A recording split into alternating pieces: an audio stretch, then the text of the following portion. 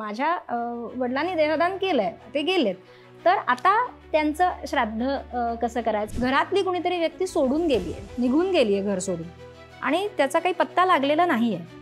तर मग अशा वेळेला काय करायचं? मग त्यांनी सांगितलं की मी वाराणसीला जाऊन करून आलो आणि तिथल्या ब्राह्मणांनी मला सांगितलं की आता इथून पुढे तुम्ही कोणतंही श्राद्ध करण्याची आवश्यकता नाही. तर जिवंत असताना स्वतःसाठी पिंडदान करता येईल का आणि त्याचे काही नियम आहेत का? श्राद्धाचा स्वयंपाक असतो, तो एक विशिष्ट प्रकारचा स्वयंपाक असतो आणि त्याच्यामध्ये गेलेल्या व्यक्तीच्या आवडतीचा पदार्थ पण केला जातो. तर प्रश्न असा आहे की जर त्यांना मांसाहार खूप आवडत असेल तर मग त्याच्यामध्ये मांसाहार ठेवावा का? आता श्राद्ध करण्याची इच्छा आहे, पण हा श्राद्ध करण्याचा अधिकार कुणाला आहे? म्हणजे 2 मुलं आहेत किंवा 3 मुलं आहेत, मोठ्याची इच्छाच नाही आहे करण्याची, धाकट्याची इच्छा आहे, पण मग त्याला अधिकार आहे का? मुलंच नाही आहेत, मुली करू शकतात का? पत्नी करू शकते का? असे अनेक प्रश्न आलेले आहेत. वडील आहेत पण वडिलांची इच्छा नाही आहे करण्याची, मुलाची इच्छा आहे, पण मग त्याला तो अधिकार आहे का? की नैसर्गिक मृत्यू त्रयोदशीला चतुर्दशीला झाला तर मग त्यांचं श्राद्ध कधी करा? पण मग आता मला सांगा की हे सगळे विधी केल्यामुळे, हे श्राद्ध केल्यामुळे जर माझ्या पत्रिकेमध्ये पितृदोष आहे तर तो जाणार आहे का? कारण त्या पितृदोषामुळे अनेक समस्या आहेत.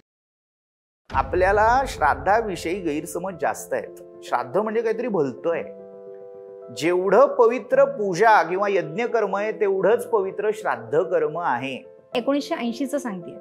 म्हणजे काय तर जे अशा ठिकाणी जन्माला आलेत की जे पुनर्जन्म मानत नाहीत, अशांनी देखील संशोधन केले आणि हे सिद्ध केलंय. आणि आम्ही ते सगळं मानतो. आमचं पुरातन शास्त्र ते सगळं सांगतं, आमच्या पिढ्यानुपिढ्या आम्ही ते फॉलो करतोय आणि तरीही आजची पिढी त्याच्याकडे डोळेझाक करते. म्हणजे ते तीर्थश्राद्ध मी आज करून आलोय, पंचपक्वांना आज मी त्यांना जेवायला दिलेत, इथनं पुढे मी त्यांना जेवायला घालणार नाही असं म्हणणंच चुकीचं आहे ना. आयुष्यभर ते उपाशी राहतील आणि मग तुला उपयोग होईल का? त्याचा फायदा होईल का तोटा होईल? किंवा काही आई वडील असंही लिहून जातात, मी गेल्यावर माझं असं काहीही करू नये, असंही लिहून जातात. मग या बाबतीत काय करावं? पॅरिसमध्ये टॉवर आहे, मी कधी पॅरिसला गेलेलो नाही, मी फोटो बघितला म्हणून त्याच्यावर विश्वास ठेवला. मग तसंच देवाचा फोटो बघितला म्हणून विश्वास ठेवला असं म्हणायला हरकत काय आहे? गुरुजींनी चूक केली, अशा पद्धतीने गुरुजींनी काहीतरी वेगळेच मंत्र म्हणले, तर मग ते होतं का नाही होत? किंवा त्यांचं उरकण्याकडे कल असतो असं देखील काही जणांनी म्हटलंय. तर मग अशा वेळेला काय? जर त्यांनी व्यवस्थित नाही केलं तर? देहदान ज्या वेळेला केलं जातं तर त्याचं पुढे काय असाही प्रश्न आलेला आहे. श्रद्धामयोयम पुरुषो यो यच्छ्रद्धः स एव सहा. भगवान श्रीकृष्णाने दिलेलं अभिवचन आहे. श्रद्धेने जे तू करशील त्याचं उत्तर द्यायला मी येईन. पितरांच्याही रूपात तो परमात्मा तुम्हाला प्रसाद दिल्याशिवाय राहणार नाही.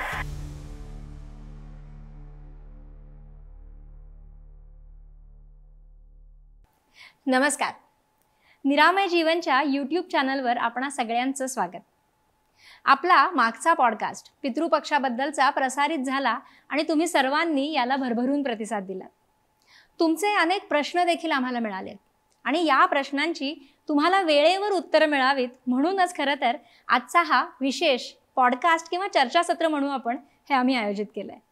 या चर्चासत्रामध्ये मी अमृता चांदोरकर, श्रीयुत योगेश चांदोरकर, नमस्कार, श्रीयुत प्रणव गोखले सर, नमस्कार, आम्ही तुमच्या प्रश्नांबद्दल चर्चा करणार आहोत आणि तुम्हाला त्याची उत्तरं देण्याचा प्रयत्न करणार आहोत. आता मुळातच श्राद्ध पक्ष हे सगळं का निर्माण झालंय, हे ठरवलं कुणी, कुणासाठी, याच्यातनं फायदे काय? एका विशिष्ट समाजाला फायदा व्हावा, त्यांचा उद्धार व्हावा म्हणून हे केलं गेलंय असं देखील मानलं जातं. तर याबद्दल आपण आधी जाणून घेऊया. प्रणव सर, मुळातच हे सगळं कशासाठी, कुणासाठी? या प्रश्नाचा इतिहास आधी थोडा बघावा लागेल.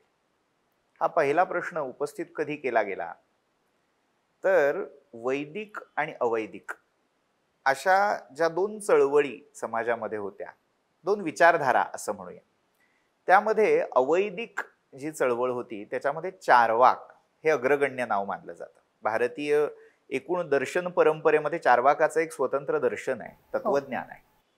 त्या चार्वाकाने हा पहिला प्रश्न उपस्थित केला की हे कशासाठी श्राद्ध केलं जात आहे. मुळात मेल्यानंतर अस्तित्व राहतं जीवाचं हेच त्याला मान्य नाहीये. मग जे नाहीच आहे त्याच्यासाठी तुम्ही काहीतरी करताय ह्याचा अर्थ ते त्याच्यासाठी नाहीये, आजूबाजूच्या कोणाचं तरी पोट भरण्यासाठी आहे. हा समज इथे रूढ झाला. मग तो आक्षेप काय घेतो की समजा तुम्ही मानताय ना की यात्रेला तो निघाला, मृत्यू उपरांत त्याची एक यात्रा सुरू झाली. मग समजा मार्गस्थ झालेल्या त्या प्रवाशाची शिदोरी घरी राहिलेली असेल आणि ती त्याच्यापर्यंत पोहोचवायची असेल, दुसरं माध्यम नसेल, तर मी एका दुसऱ्याच व्यक्तीला घरी बोलावलं, त्याला पोटभर जेवू घातलं, तर त्या मार्गस्थ झालेल्या प्रवाशाचं पोट भरू शकेल का? हा आक्षेप चार्वाकाचा आहे. म्हणजे मला सांगायचं हे की हे काही अलीकडचे नवीन विचार नाही आहेत, हे अगदी प्राचीन काळापासून विचारले जाणारे प्रश्न आहेत. आता उत्तराकडे येतो की ह्या सगळ्या विचारधारेमध्ये दोन गोष्टी आपण पाहिल्या, एक दृश्य जगत आणि एक अदृश्य जगत. दृश्य जगामध्ये आपल्याला असं कर्म केलं आणि त्याचा असा रिझल्ट मिळाला, हे सामान्य पातळीवर मान्य असतं. पण अदृश्य जग जे मानलेलं आहे, आता ते कसं आहे, काही लोकांनी ते पाहिलं, अनुभवलं, त्यांच्या अनुभवातून त्यांनी त्याची पुन्हा एक मांडणी केली तर्कशुद्ध पद्धतीने. आता तर्काच्याही काही मर्यादा आहेत. तर्क कशा आधारे केला जातो, मला जे प्रत्यक्ष दिसू शकतं, मला जे जे अनुभवता येतं त्याच्यावरच मी तर्क करू शकतो. प्रत्यक्षावर तर्क अधिष्ठित असतो. मुद्दा असा आला की तुम्ही तर्क मांडा, पण ते पाहायला, ते व्हॅलिडेट करायला, त्याची खातरजमा करायला मला प्रत्यक्ष काही उपलब्ध नाहीये, म्हणून अडचण आहे. अदृश्य जगाच्या बाबतीत ही अडचण येते. आपल्या सगळ्या ऋषीमुनींनी, पूर्वसूरींनी ह्या सगळ्याची अगदी विस्तृत मांडणी केली. मग अगदी वेदापासून या पितरांचा मृत्यूनंतरच्या जीवनाचा उल्लेख आपल्याला दिसतो. म्हणजे जी एक विचारसरणी आहे की वेदामध्ये असं काही नाहीये, असंही सांगणारा एक समाज आहे की वेदामध्ये ही मूर्तीपूजा नाही, श्राद्ध वगैरे काही नाही, हे सगळं थोतांड आहे, कर्मकांड आहे, असं म्हणणारा पण वेदांना फॉलो करणारा असाही एक समाज आपल्याकडे. मुद्दा हा आहे की वेदामध्ये आपण जर डोळसपणे आणि निष्पक्षपणे जर त्याच्याकडे पाहिलं तर त्याचं उत्तर आपल्याला ढळढळीत स्पष्ट दिसतं की वेदामध्येही या सगळ्याचा उल्लेख आहे. ऋग्वेदामध्ये पितृसूक्त आहे. पितरांना तृप्त करण्यासाठी पिंड पितृयज्ञ नावाचे यज्ञ त्या काळी केले जायचे. मग हे सगळं पाहिल्यावर हे तोतांड आहे असं म्हणता येईल का? आपले पूर्वज, आपले पूर्वसूरी ऋषी, एवढा मोठा एक समाज या सगळ्याची मांडणी करतोय, त्याचं अस्तित्व स्वीकारतोय. या सगळ्या पार्श्वभूमीवर काही ठराविक लोक जे मानत नाहीत त्यांना प्रमाण धरायचंय का ऋषींना प्रमाण धरायचं? निश्चितपणे नाही.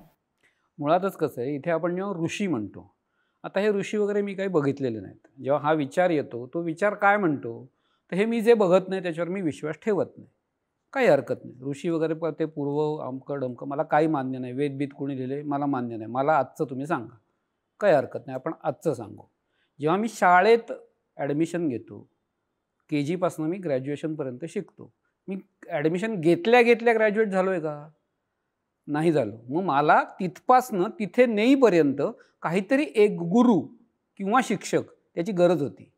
तसंच आपला समाज हा उत्तम चालावा याच्यासाठी आपल्या पूर्वीच्या काळामध्ये जे ऋषी होते हे या समाजाचे मार्गदर्शक होते. आणि हा मार्ग काय असावा ज्याच्यावरनं तुम्ही चाललात तर तुम्ही उत्तमपणे जगाल, हे त्यांनी तेव्हा लिहून ठेवलं होतं. ते आपण वेद किंवा जे काही म्हणून पुराण आहेत म्हणून ओळखतो.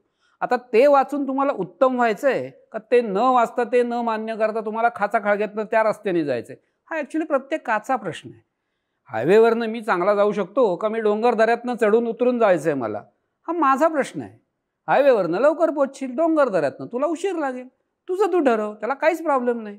पण ते हायवे असं नसतंच काय, डोंगर दऱ्यात असतात, तसं म्हण, त्यालाही काही प्रॉब्लेम नाही. यात सरांचा एक मुद्दा छान आहे.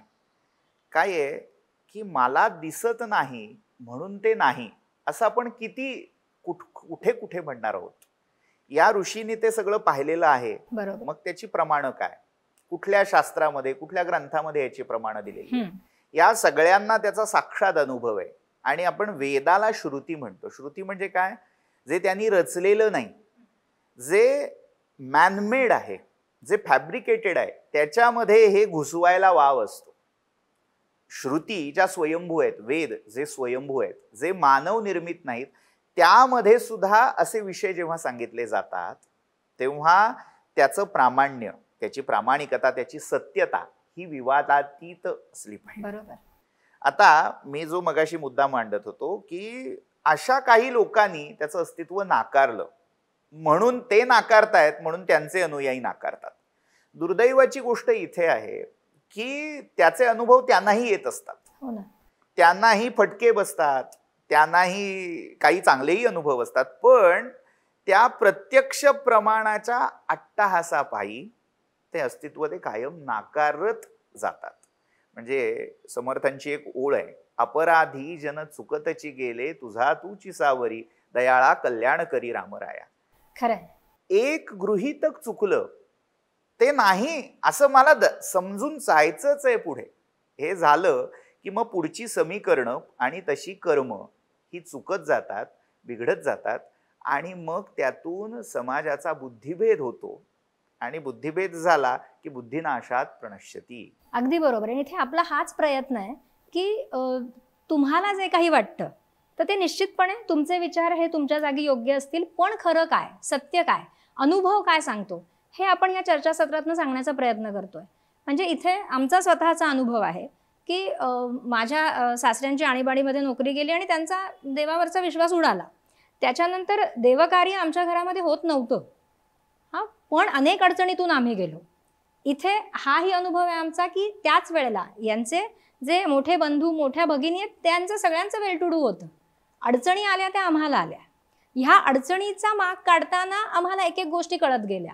आमचा अभ्यास जो झाला ह्या मार्गाने झाला, अनुभवातून आम्ही शिकत गेलो आणि त्यानंतर ह्या सगळ्या गोष्टी समजल्यानंतर आम्ही जेव्हा ते केलं, ऊर्जेमध्ये आम्ही काम करायला लागलो, ही पंचमहाभूतं आम्हाला कळली आणि त्यातून आम्हाला हे उलगडत गेलं, जे सांगण्याचा आपण ह्या निरामय जीवनच्या माध्यमातून प्रयत्न करतोय.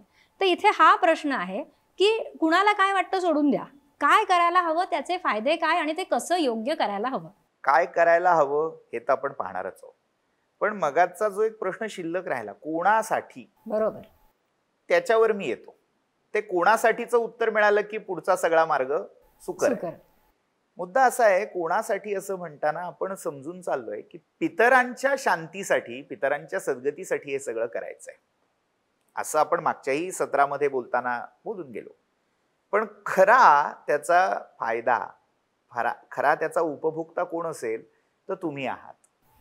जे श्राद्ध करणारे आहेत त्यांना त्याचा सगळ्यात पहिला फायदा मिळणार आहे. खरं काय आहे, हे सगळं विश्व एकमेकांशी जोडलेलं आहे, संलग्न आहे. त्यामुळे जेव्हा तुमच्या आजूबाजूच्या सगळ्या शक्ती, सगळी अभिव्यक्ती, व्यक्ती शांत, समाधानी, तृप्त असते, तेव्हा आपसुक तुम्ही समृद्ध होता. खरं. तुम्हाला जी संपन्नता मिळते ती शाश्वत होते. पंचायत इथे आहे की मी संपन्न होता होता बाकीचे अतृप्त राहिले तरी चालतील, मी कोणाचं काही देणं लागत नाही, जे काही आहे ते फक्त माझ्या उपभोगासाठी आहे, माझ्या उन्नतीसाठी आहे. हे जे गृहीतक माणसाने आता पकडलेलं आहे, बदलत्या राहणीमानामुळे, बदलत्या संस्कृतीच्या संक्रांतीमुळे ही एक विचारसरणी माणसाला अधोगतीकडे घेऊन जाते. या उलट प्राचीन भारतीय संस्कृती काय सांगते, पितृऋण, ऋषीऋण, देवऋण हे मानून तुम्ही पुढे जा. त्यांचं जे तुम्ही देणं लागताय ते वेळच्या वेळी चुकतं करा. तुमचा जन्म हा तुमच्या फक्त पोट भरण्यासाठी नाही, तो पशूंचाही असतो. आहार निद्रा भयमैथुनमच सामान्यमेतत् पशुभिर नराणाम. आहार, पोट भरणं, झोपायचंय किंवा ज्या लैंगिक क्रिया आहेत त्या सगळ्या माणसं आणि पशु ह्या दोघांमध्ये सारख्याच आहेत. आपला जन्म केवळ त्या ज्यांना बेसिक इन्स्टिंक्ट म्हटलं जातं त्याच्यासाठीच आहे का त्याच्या पलीकडे जाऊन आपण ह्या समाजाचं, या प्रकृतीचं, या निसर्गाचं काही देणं लागतो? ही भावना माणसाला बाकीच्या प्राण्यांपेक्षा वेगळं करते आणि ती माणसानं जपली पाहिजे. श्राद्ध काय, पूजा काय, यज्ञ काय, ह्या सगळ्या संकल्पना या विचारसरणीवर अवलंबून आहेत. आता पितर म्हणजे काय ते बाकीचं सोडून द्या, पूर्वज बिर्वज. आपण एक सामान्य विचार करूया. आपण सगळे आहोत, ही सगळी जीवसृष्टी आहे, त्या सगळ्यांचे पूर्वज कोण असतील हो? असा विचार करू की पृथ्वी जेव्हा पहिल्यांदा आकाराला आली, कोण होतं तिथे? पहिला सजीव जेव्हा या पृथ्वी तलावर जन्माला आला त्याच्या आधी कोण होतं? त्याचे पूर्वज कोण होते? त्याचं उत्तर साधं सोपं आहे, पंचमहाभूत. म्हणजे ही कोणाविषयीची कृतज्ञता आहे? ही कोणाची पूजा आहे? त्या पंचमहाभूतांविषयीचीच ही कृतज्ञता आहे. ही त्यांची बांधलेली पूजा आहे. 2 रूपामध्ये त्या पंचमहाभूतांना, त्या विश्वाच्या पलीकडे असणाऱ्या सत्तेला तुम्ही मानताय, त्याला पूजताय. एक नाव आहे देव आणि एक नाव आहे पितर. आता यातलाही फरक आपण लक्षात घेऊया. देव ही थोडी व्यापक वैश्विक अशी सत्ता आहे. आपण संस्था 2 बघितल्या. मग आजच्या व्यवहाराच्या भाषेत काय आहे? तर आपल्याकडे 2 संस्था असतात का? एक केंद्र शासन आहे आणि एक स्थानिक प्रशासन आहे. बरोबर. हे 2 स्तर आपल्याला दिसतात ना. तसं एक वैश्विक पातळीवर जे काम करणारं अधिष्ठान आहे ते दैवी अधिष्ठान आहे. आणि त्या वंशाचं म्हणून एक जे स्थानिक प्रशासन, वांशिक प्रशासन ज्याला म्हणता येईल, ते म्हणजे पितर आहेत. त्यामुळे तुम्हाला विश्वाचं असेल किंवा स्वतःचं असेल, जर शाश्वत कल्याण साधायचं असेल तर त्यांच्या विषयीची कृतज्ञता ही या कर्मातून व्यक्त केली गेली पाहिजे. आणि ती करत असताना माझी भावना आहे नुसती एवढं म्हणून चालणार नाही. Proper through channel. बरोबर. तो जो काही मार्ग आहे, तो जो विधी आहे, त्याचं काटेकोर पालन झालं पाहिजे.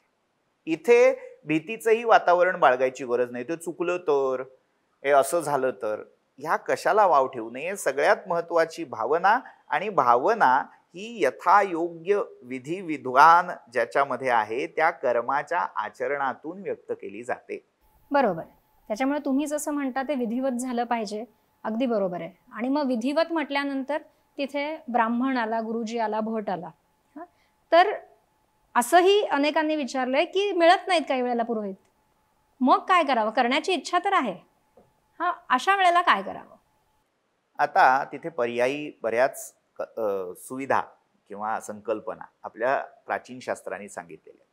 सगळ्यात महत्वाचं, जिथे उपलब्धच नाहीत अशी अनेक आडगावं आहेत की ती जिथे पुरोहित उपलब्ध होत नाहीत, मग त्यांनी काय करावं? त्यांच्यासाठीही मार्ग दिलेला आहे. धर्माचं, संस्कृतीचं कामच हे आहे, स्थितस्य गतिही चिंतनीया. ज्याला काहीही वाव काही करायला नाही त्याचाही विचार धर्मशास्त्राने केलेला आहे. म्हणजे जिथे असा कोणी सांगणारा नाही त्यांनी काय करावं? तर एक पान वाढवून ते दक्षिण दिशेला ठेवून प्रार्थना करावी की मला बाकी काही येत नाही, विधी माहीत नाही, मंत्र माहीत नाही, कोणी मार्गदर्शन करणारा नाही, तर कृपया आपण हे ग्रहण करावं. यानेही श्राद्ध होऊ शकतं. किंवा अजून एक त्यातला थोडा पुढचा भाग, 3 पानं केली जातात. एक जलचरांना, एक गाईला आणि एक कावळ्याला, काकबली असं ज्याला म्हटलं जातं. ज्यांना फार तो विस्तार करता येत नाही, माहिती नाहीये, त्यांनी किमान पक्षी आपण जो काही भोजनातला आहार आपला ठरलेला आहे, श्राद्धासाठी एक वेगळ्या प्रकारचे पदार्थ, ती सगळी माहिती, म्हणजे आता आपला तो विषय सुरू नाही म्हणून, पण त्याच्या मागेही प्रत्येक पदार्थामागे शास्त्र आहे. चतुर्विध आणि षड्विध असे प्रकार आहेत. चोष्य, लेह्य म्हणजे चोखून खायचं, मग त्याच्यामध्ये षड्रस आले. बरोबर. हे सगळं असं परिपूर्ण ताट हे वाढून घ्यावं. भले तुम्ही एका माणसाला जेवढं देताय तेवढं नाही शक्य, थोडं थोडं का होईना 3 ताटात किंवा 3 पानांवर वाढून घ्यावं. केळीचं पान घेऊ शकता, पत्रावळ घेऊ शकता, आणि ते तुम्ही भक्तियुक्त अंतःकरणाने, श्रद्धेने अर्पण केलं तर त्यानेही त्यांची तृप्ती होऊच शकते. यात सगळ्यात महत्वाचं काय आहे? तुमची भावना. बरोबर. आता जेव्हा सगळं उपलब्ध आहे, सगळी अनुकूलता आहे, पण मी अशाच पद्धतीने करणार, इथे भावनेमध्ये वैगुण्य आहे. तिथे तुम्ही ज्याला खटपणा म्हणता, म्हणजे काय की मला खर्च करायचा नाहीये, मला ते फार फापट पसारा करायचा नाही आणि माझ्या शेड्यूल मध्ये बसलं पाहिजे, म्हणून ही तुम्ही पळवाट शोधता. हा मार्ग कोणासाठी आहे? ज्यांना अन्य मार्ग नाही त्यांच्यासाठी हा मार्ग आहे. बरोबर. आता अन्य मार्ग नाही ते हे निश्चितपणे करतील समजून घेऊन, पण ज्यांच्याकडे अन्य मार्ग आहे पण त्यांना त्यांच्या सासूबाई किंवा त्यांचे पूर्वाश्रमीचे लोक हे अशा पद्धतीने करत होते, त्यामुळे त्यांची मानसिकता आहे की हीच पद्धत योग्य आहे, आमच्याकडे असंच केलं जातं, तर हे योग्य आहे का? आणि मग ब्राह्मण बोलवून करायचं हे त्यांना माहितीच नाहीये, तर त्यांनी काय करावं? यातल्या 3 केसेस आपल्याला लक्षात घ्याव्या लागतील. एक अज्ञानातून जे काही चुकीचं केलं जातंय. हो. म्हणजे एक अशी बऱ्याच जणांकडे धारणा असते की आमचे वडील असं करत होते, आमचे आजोबा असं करत होते म्हणून आम्ही असं करतो. त्याला एक छान कथा आहे. एकदा काय झालं, एका घरामध्ये श्राद्धाची पद्धत होती. ते श्राद्धाला जेव्हा बसायचे तेव्हा आपल्या धोत्राचा कासोटा सोडून बसायचे. त्यांना विचारलं की हे असं का? नाही, आमचे वडील असं करायचे. आता वडिलांच्या वेळी काय झालं होतं, एकदा बसताना चुकून त्यांचाच पाय त्यांच्या कासोट्यात अडकला आणि तो कासोटा निसटला. आता हे त्या पाहणाऱ्या मुलाने बघून ठेवलं होतं आणि त्याला असं वाटलं होतं की श्राद्धाला बसताना कासोटा सोडूनच बसावं. ह्यातनं काय आली? गतानुगतिकता. म्हणजे रूढी सुद्धा नाहीये, हे एक अज्ञान आहे. नेमकं काय करायला हवं, आता हे कसं कळणार आहे मला काय करायला हवं आणि काय नाही? इथे पुरोहिताची गरज आहे. त्याची गरज का आहे? तुम्हाला एक गोष्ट साध्य करायची, ती मी माझ्या तंत्रान करून चालणार आहे का? मला गाडी शिकायची आहे, गाडी चालवायला शिकायचंय. मी माझं कुठेतरी ठोकली, काहीतरी नुकसान झालं, इंजिन बिघडलं, तर ती चालणार आहे का? आणि मग तुम्ही त्या कारच्या कंपनीला नावं ठेवायला लागलात, साधी कार बनवता येत नाहीत. मला चालवताच येत नसेल तर ते काय करणार आहेत? तसं मी हे कर्म करू इच्छितो, मी त्यांना श्राद्ध अर्पण करू इच्छितो, पण मला त्यातलं तंत्र माहीत नाहीये. मग मी माझ्या कल्पनेने काहीतरी वेड्यासारखं केलं आणि त्यातनं ही भावना ठेवली की आता ते तृप्त झाले. तर ही मुळात गोष्टच चुकीची आहे. आपल्याला जी गोष्ट शिकायची आहे, सरांनी जसं मगाशी सांगितलं की मला जे काही साध्य करायचंय त्यातला तज्ज्ञ, त्याच्यावर विश्वास ठेवायला हवा ना, त्या ऋषींवर कुठेतरी मला श्रद्धा ठेवायला हवी. त्यांनी सांगितलंय तसं पुरोहितावर श्रद्धा का हवी? त्याने त्या सगळ्याचा अभ्यास केलाय. आज पुरोहिताकडे बघायची दृष्टीच बिघडली. म्हणजे हे घर भरण्यासाठी त्याला काही अंशी कारणीभूत ते पुरोहितही आहेत. म्हणजे एक गंमत सांगतो की भरणी श्राद्ध असा एक विषय आहे, तो येईल पुढे, की या पितृपंधरवड्यामध्ये ज्या दिवशी भरणी नक्षत्र असतं, साधारण चतुर्थी किंवा पंचमी या दिवशी ते श्राद्ध पडतं, त्याला भरणी श्राद्ध असं म्हणतात. त्याला तिथीपेक्षा भरणी नक्षत्राचं महत्व अधिक आहे. तर भरणी हे यमाचं नक्षत्र आहे. यम ही पितरांची अधिष्ठात्री देवता मानलेली आहे. मग त्या पितरांबरोबर पितृपती असणाऱ्या यमासाठी हे श्राद्ध सांगितलंय. म्हणजे काय? थोडक्यात पितर ज्याच्या आधिपत्याखाली आहेत त्याची केलेली ही पूजा आहे, ते काम्य श्राद्ध आहे. आता गंमत काय झाली, ते भरणी श्राद्ध कशासाठी, कोणासाठी हे ज्यांना माहीत नव्हतं अशा एका गुरुजींना सामान्य एका श्राद्धकर्त्याने प्रश्न केला, हो हे भरणी श्राद्ध कशासाठी करतात? आता त्या गुरुजींनी त्यांना जे माहिती होतं त्याने उत्तर दिलं. त्याने उत्तर काय दिलं की गुरुजींच्या घरी वस्तू संपलेल्या असतात, गुरुजींची घर भरणी करण्यासाठी जे श्राद्ध केलं जातं त्याला भरणी श्राद्ध म्हणतात.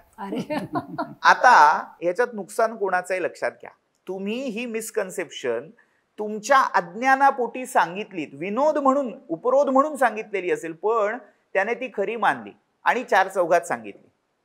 म्हणजे पुरोहितांविषयी जो एक आकस निर्माण झालाय त्याला कारणीभूत कुठेतरी पुरोहित आहेत. त्याचं समग्र ज्ञान न घेता किंवा उपरोधापोटी, काहीतरी अल्पसमजुतीपोटी हे जे गैरसमज पसरवले जात आहेत त्याला कुठेतरी कारणीभूत पुरोहित आहे. अगदी बरोबर. खरं तर पुढचा प्रश्नही हाच होता की आता मी सगळं, मला तुम्ही म्हणता तसं मला सगळं करायचं आहे आणि मी गुरुजींना पण बोलवलं, पण गुरुजींनी चूक केली, अशा पद्धतीने गुरुजींनी काहीतरी वेगळेच मंत्र म्हटले, तर मग ते होतं का नाही होत? किंवा त्यांचं उरकण्याकडे कल असतो असं देखील काही जणांनी म्हटलंय. तर मग अशा वेळेला काय, जर त्यांनी व्यवस्थित नाही केलं तर? माझी तर इच्छा आहे आणि मी तुम्ही म्हणता त्याप्रमाणे सगळं केलंय, पण जे काय सागर संगीत तुम्ही सांगितले ते मी सगळं केलंय माझ्या बाजूने, पण मधले जे काही मंत्रोच्चार किंवा जे काय आहे ते जर समजा चुकलं किंवा ते त्यांनी उरकलं, त्यांनी नीट केलं नाही, मग काय? इथे कर्मसिद्धांत, ज्याला कर्मविपाकाचा सिद्धांत म्हणूनही ओळखलं जातं, त्याचा थोडा विचार करावा लागेल. तुम्ही तुमच्या भावनेत कसूर केलीत का? तुम्ही जे उपचार श्राद्धामध्ये करणं अपेक्षित होतं त्याच्यामध्ये कुठेही खोटी केली नाही. तुम्ही तुमच्या परीने सगळं ते दिलं, पूर्ण श्रद्धेने ते कर्म केलं, पण करवून घेणाऱ्यामध्ये खोट असेल तर हा दोष ना पितरांना लागणारे, त्यांच्या तृप्तीमध्ये कुठेही कमतरता येणार नाही. म्हणजे त्यांना ते पोचेल का? नक्की पोचेल आणि तुमच्याही कर्मामध्ये काही न्यूनांगत्व असणार नाही. हा सगळा दोष त्या पुरोहिताचा असणार आहे, जो काही दोष लागणार आहे. मग आता जे पुरोहितांना नावं ठेवतायत कदाचित काही वेळेला ऍक्सिडेंटली म्हणा, अज्ञानामुळे म्हणा, ह्या त्रुटी राहू शकतात, पण त्या सगळ्याचा दोष पुरोहित आपल्या अंगावर घेत असतो आणि त्याचं परिमार्जन करण्यासाठी त्याची वैयक्तिक उपासना आणि आचार विचार तितके पराकोटीचे शुद्ध असावे लागतात. विधान असं आहे की ज्याने हे श्राद्धकर्म चालवलंय, पौरोहित्य केलंय किंवा अर्धोदेहिक संस्कार केले, त्याला गायत्री पुरश्चरण करायला लागतं. आता गायत्री पुरश्चरण म्हणजे प्रत्येक वेळी 24,000 24 लाख करायची गरज नाही. किमान पक्षी नित्य 1,000 गायत्रीचा जप त्याने करावा. त्याने आहार कसा ठेवावा, विहार कसा असावा, याची मर्यादा, याची बंधनं त्याला घालून दिलेली आहेत. ती जर त्याने पाळली तर त्याच्या उपासनेतून त्याला लागणारे दोष हळूहळू कमी होऊ शकतात. त्यालाही त्रास होणार नाही. त्याने अगदी श्राद्धांना जरी घेतलं पण त्याची वैयक्तिक ही साधना, शुचिता जर असेल तर त्यालाही दोष लागणार नाही. त्याच्याही दोष परिमार्जनाची व्यवस्था धर्मशास्त्राने करून ठेवलेली आहे. आता मुद्दा काय की ज्यांना हे काहीच नाही, मग असा प्रश्न, ब्राह्मणाला नाही बोलवायचा आहे, आम्हाला अन्य कुठल्या तरी वर्णीयांना, अन्य कुठल्या तरी समाजातल्या व्यक्तीला, भुकेलेल्याला आम्ही बोलावलं आणि श्राद्ध घातलं, तर काय? बरोबर. तर तिथे उत्तर असं आहे की त्यातून जो दोष आहे, हा श्राद्ध म्हणजे काय आहे, तुम्ही त्या पितरांना त्याच्या ठाई हवाहित करताय आणि ते जे जेवतोय ते त्याच्या अंगी लागणार नाही. मागच्या वेळी आपण पाप्याचं पितरनी याच्यावर चर्चा केली होती. ते त्यांना जाणार आहे. तसं ती क्षमता ज्याच्या पिंडामध्ये, म्हणजे त्या वाढलेल्या समोरच्या पिंडामध्ये नाही, या पिंडामध्ये, आपण यालाही पिंडच म्हणतो, देह, ज्याच्या पिंडामध्ये, ज्याच्या मनामध्ये, ज्याच्या त्या सगळ्या अस्तित्वामध्ये ती क्षमताच नाहीये, त्याला जर ते खायला घातलं तर त्याचा मोठा दोष आणि त्यातून अनेक विकार हे त्याला जळू शकतात. असे अनेक अनुभव आहेत. आता हे वैयक्तिक अनुभव असल्यामुळे सामाजिक माध्यमात ते व्यक्त करणं योग्य नाही. आपणही अनेकांचे असे उपचार करत असतात. आपल्याकडे येणारे अनेक रुग्ण या पद्धतीचे असतील, या पार्श्वभूमीतून कदाचित आलेले असतील. अगदी बरोबर. कारण अशा अनेक केसेस आम्ही बघितल्यात की जिथे ऑटो इम्युन डिसीजेस असतात, त्याचबरोबर असाध्य आजार किंवा एका प्रॉब्लेममधनं ती व्यक्ती बाहेर पडते आणि दुसरा प्रॉब्लेम क्रिएट होतो. त्याच्यातून बाहेर नाही पडत तोपर्यंत तिसरं काहीतरी संकट येतं आणि अशा त्याची शृंखला जेव्हा सुरू होते त्यावेळेला आम्ही हा प्रश्न विचारतो की पत्रिका बघितली आहे का, पितृदोष सांगितला आहे का, आणि बऱ्याचदा उत्तर हो हे असतं आणि त्यांच्याकडे काही केलं जात नसतं अनेक वेळेला. तर त्यावेळेला आम्ही हे सांगण्याचा प्रयत्न करतो की या गोष्टी देखील तुम्ही बघा, हे करणं देखील गरजेचं आहे, कारण तुमची शक्ती टिकत नाही आहे. ट्रीटमेंट ते घेत आहेत, ते एका आजारातून बरेही होत आहेत, पण त्यातून बरे झाले की दुसरं काहीतरी उद्भवत आहे, त्यातून बरे होईपर्यंत तिसरं काहीतरी उद्भवत आहे. शृंखला आहे. किंवा घराबद्दल पण ते सांगतात की घरामध्ये दारिद्र्य आहे, पैसा टिकत नाही आहे, कलह आहेत. अशा अनेक गोष्टी ज्यावेळेला पेशंट आमच्याशी डिस्कस करतात त्यावेळेला आम्ही हा प्रश्न त्याला विचारतो आणि तिथे त्याचं ज्या वेळेला ह्या गोष्टी केल्या जातात त्यानंतर ती शक्ती मिळायला लागते, आम्ही जी ऊर्जा देतोय ती टिकायला लागते आणि त्या सगळ्या संकटातून बाहेर पडणार अशा कितीतरी केसेस आहेत. आणि मुळातच ह्या केसेस बघितल्या म्हणूनच आपण ह्या विषयावर चर्चा करायला हे ॲक्च्युली सुरू केलं. अदरवाईज आपला विषय वेगळा, आपलं सगळंच वेगळं आहे, आपण ह्याविषयी बोलण्याचं तसं काही कारण नाही. पण जे काही येत आहेत लोक त्यांना ह्या समजावं, त्यांना इथे मार्गदर्शन व्हावं, त्याच्यासाठी आपण आजची चर्चा, आजची किंवा मागचा पॉडकास्टही आपण त्याच्यासाठीच केला आहे. आता इथे अजून एक प्रश्न आलेला आहे की तिथी का महत्त्वाची असते आणि पुरुष व्यक्ती गेलेली आहे त्याचीच तिथी का ग्राह्य धरली जाते, त्याच तिथीवरती का श्राद्ध केलं जातं? तर आता याच्यात 3 मुद्दे आहेत. यातला पहिला मुद्दा काय, तर तिथींचं महत्त्व काय, यासाठी आपल्याला आपली कालगणना याच्यावर कुठेतरी विचार करावा लागेल. आपली कालगणना ही दैनिक असं ज्याला म्हणतो, ती तारखांवर अवलंबून नाहीये, आकड्यांवर अवलंबून नाही, ती चंद्र आणि सूर्य यांच्या गती, विशेषतः चंद्राच्या ज्या कला आहेत त्याच्यावर अवलंबून आहे. जेव्हा एक व्यक्ती देहाची खोळ सोडून पुढच्या प्रवासाला, अनंताच्या प्रवासाला निघून जाते, तर तेव्हा या विश्वातली स्थिती, चंद्राची स्थिती, सूर्याची स्थिती काय होती हे तारखेवर ठरत नाही. आज दुर्दैवाने काय होतं, एखाद्याचं कोणी जवळचं गेलं, लोक लक्षात काय ठेवतात, अमुक तारखेला गेले. श्राद्ध हे तारखेन करायची गोष्ट नाहीये, कारण तारीख ही कृत्रिम आहे. ती कुठल्या तरी एका माणसाच्या जन्म आणि मरणाच्या दिवसावरून त्या एका संप्रदाय किंवा एका समाजाच्या प्रभावामुळे सगळ्या जगभर पाळली जाते. म्हणजे त्यामागे निसर्गाचा विचार नाही. याच्या उलट भारतीय संस्कृतीने जे हे कॅलेंडर असं आपण म्हणतो, कॅलेंडर म्हणजे काय, मुळात कालगणना पद्धती, ती जी रूढ केली त्याच्या मागे सगळे प्राकृतिक घटक, त्यांचा विचार, त्यांची स्थिती ही केंद्रवर्ती धरलेली. त्यामुळे तारखेने का श्राद्ध करायचं नाही त्याचं उत्तर इथे. तारीख ही समजा तुम्हाला कुठल्या तरी निर्जन बेटावर टाकलं आणि तुमची पूर्ण मागची स्मृती विसरली तर तुम्हाला आजचा दिवस काय हे कदाचित सांगता येणार नाही. पण याच्या उलट जी आपली कालगणना आहे त्यानुसार आजूबाजूचं वातावरण, चंद्राची कला, चंद्राचा आकार, सूर्याची स्थिती याच्यावरून त्या काळाचा अंदाज बांधता येईल. ऋतू कोणता आहे, साधारण महिना कोणता आहे याचा अंदाज त्या प्रकृतीवरून लावता येईल. म्हणजे हे सगळं जे काही आहे ते प्रकृतीशी निगडित आहे. जेव्हा तो जीव हा देह सोडून पुढच्या योनीला गेला किंवा पुढच्या गतीला गेला त्यावेळी त्या स्थितीचा विचार केलेला आहे. मग ती तिथी, ते नक्षत्र, विशेषतः तिथीचं कारण चंद्राच्या त्या कलेशी याचा संबंध आहे. आता चंद्राचं कमी होणं आणि वाढणं, क्षय आणि वृद्धी हे सगळं या पितृविज्ञान आणि देवविज्ञानाचा स्वतंत्र विषय. आता आपण तिकडे नको जायला.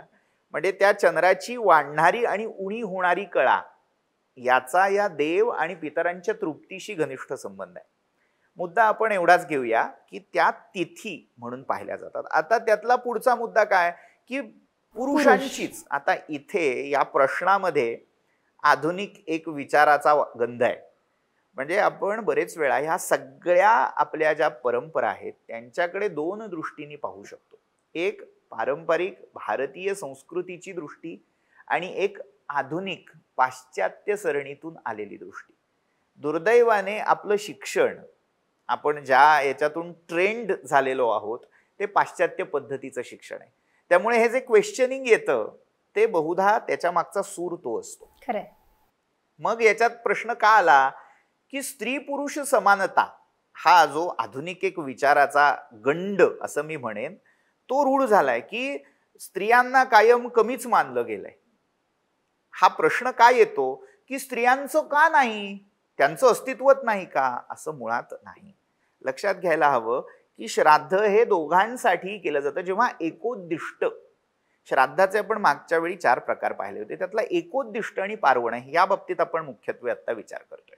एकोद्दिष्ट म्हणजे काय, त्या एका गेलेल्या विवक्षित जीवासाठी जे केलं जात आहे ते पित्यासाठीही केलं जाऊ शकतं, ते आईसाठीही केलं जाऊ शकतं. बरेच वेळा अशी केस घडते की वडील असतात पण आई गेलेली असते, मग त्यांचं काय. मग त्यांच्या तिथीला ते केलंच जातं. विशेषत्वाने पितृपक्षामध्ये नवमी ही तिथी अशा स्त्रियांच्या स्मरणासाठी, त्यांच्यासाठी काही पिंडदान वगैरे करण्यासाठी उक्त आहे. त्याला अविधवा नवमी असं म्हटलं जातं. मग ज्या विधवा होऊन गेलेल्या स्त्री आहेत त्यांचीही स्वतंत्र तिथी, त्या दिवशी एकोद्दिष्ट श्राद्ध, अगदी सामान्य भाषेत घास ठेवणं, पान ठेवणं हे करू शकता. पण जो पार्वण श्राद्धाचा विधी आहे, आता हे अज्ञानामुळे कसं पसरत जातं लोण ते आपल्याला इथे पाहायला मिळेल. एकोद्दिष्ट श्राद्ध म्हणजे एका जीवासाठी केलेलं श्राद्ध, ते त्या त्या तिथीला शक्यतो हवं. मग याच्यामध्ये काय आहे की ज्या तिथीला ती व्यक्ती दिवंगत झाली ती तिथी. मग प्रश्न असा येतो की घरात अनेक लोक गेलेली असतात ना, माझे आजोबा गेलेत, पणजोबा गेलेत, सगळ्यांच्या तिथी माहीत नसतात किंवा एवढं सगळं करणं रोज एवढं शक्य आहे का, रोज कोणी ना कोणीतरी जात असतं, मग वर्षभर हे करत बसावं लागेल. मग त्याच्यासाठी पार्वण श्राद्ध हा उत्तम पर्याय की प्रत्येकाच्या तिथीला तुम्हाला शक्य नाहीये, जेवढ्यांची स्मृती तुम्हाला आहे, आई वडील जवळचे नातेवाईक, त्यांच्या तिथीला त्यांच्यासाठी पानं ठेवणं, घास काढणं हे विधी अवश्य करावेत.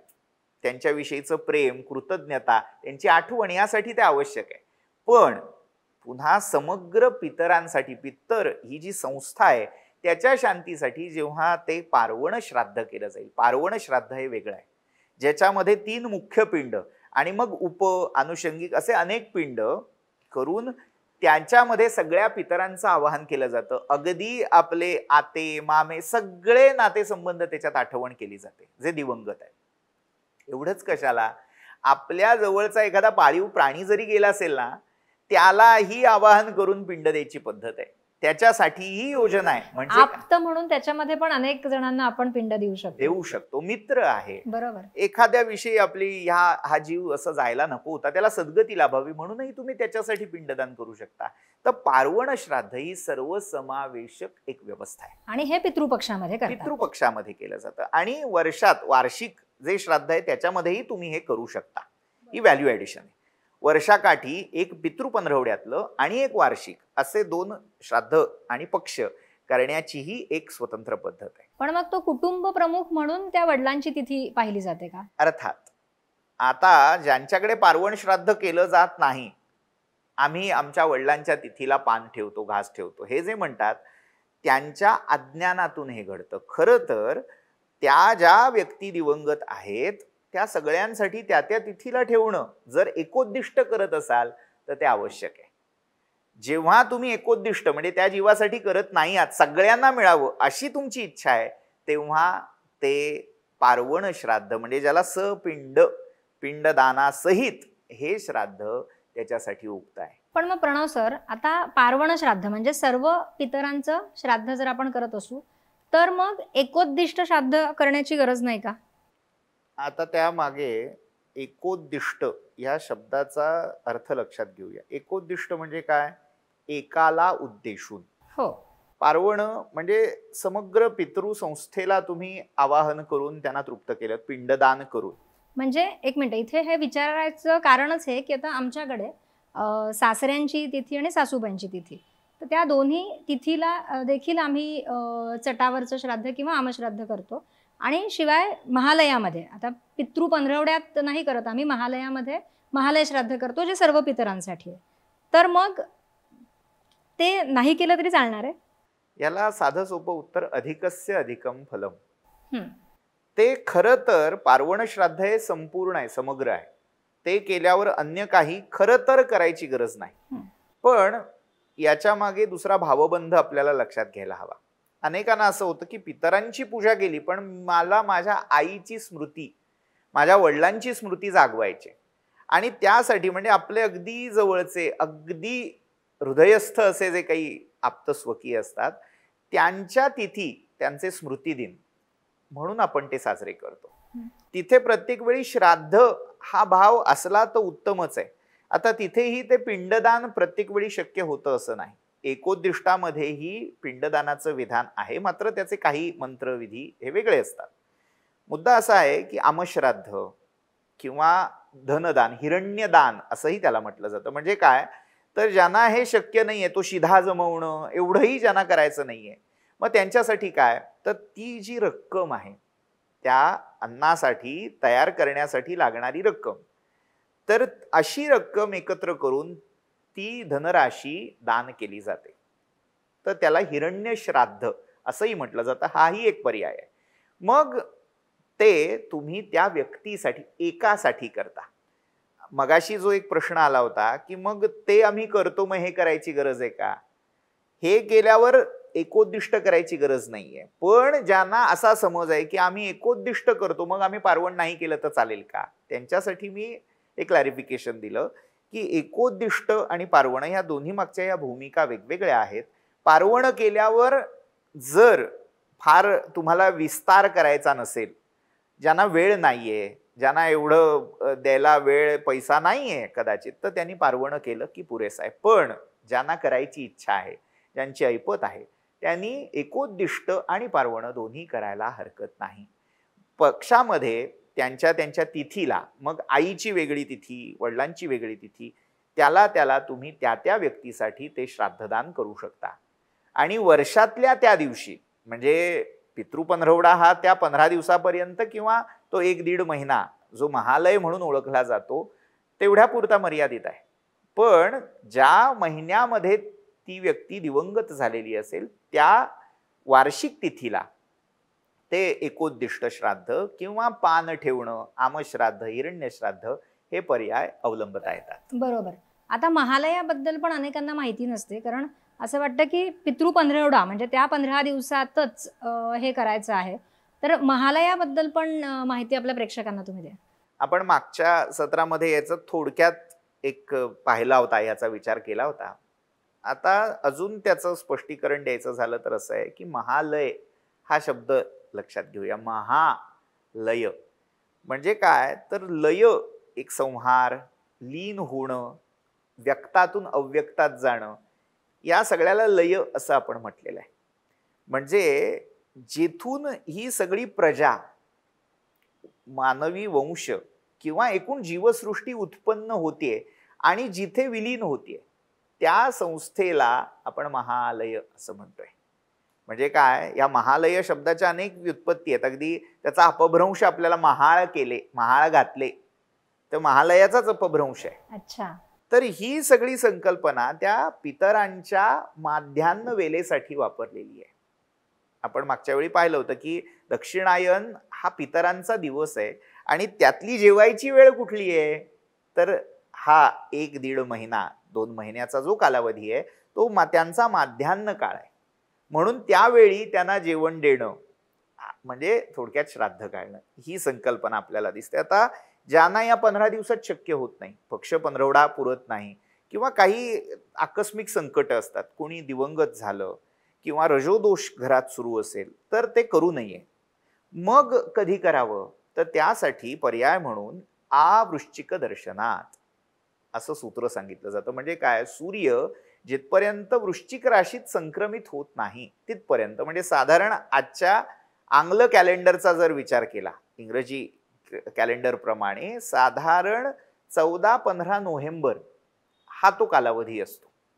म्हणजे मुळात तिथे कार्तिक हा महिना, अश्विन कार्तिक, त्यातही कार्तिक हा प्रधान आहे, पण आज ते कार्तिक अश्विन कधी लागतो याच्यासाठी आपण इंग्रजी कॅलेंडर पाहतो. म्हणून मी सांगितलं की साधारण नोव्हेंबरच्या मध्यामध्ये वृश्चिक संक्रांती होते, दिवाळीनंतरच साधारणपणे. म्हणजे आपल्याला ते माहितीये, वृश्चिक, मग येते धनु. डिसेंबरच्या 14-15ला धनु राशीमध्ये संक्रमण होतो, जिथपासून पुढे धनुर्मास सुरू होतो. बरोबर. आणि त्याच्या पुढे बरोबर 14-15 जानेवारीला येते मकर संक्रांत. असं एकेका राशीत जे संक्रमण आहे त्यातलं वृश्चिक संक्रमणापर्यंत हा महालय साजरा केला जातो. महालय समाप्ती ही वृश्चिक संक्रांतीच्या दिवशी होते.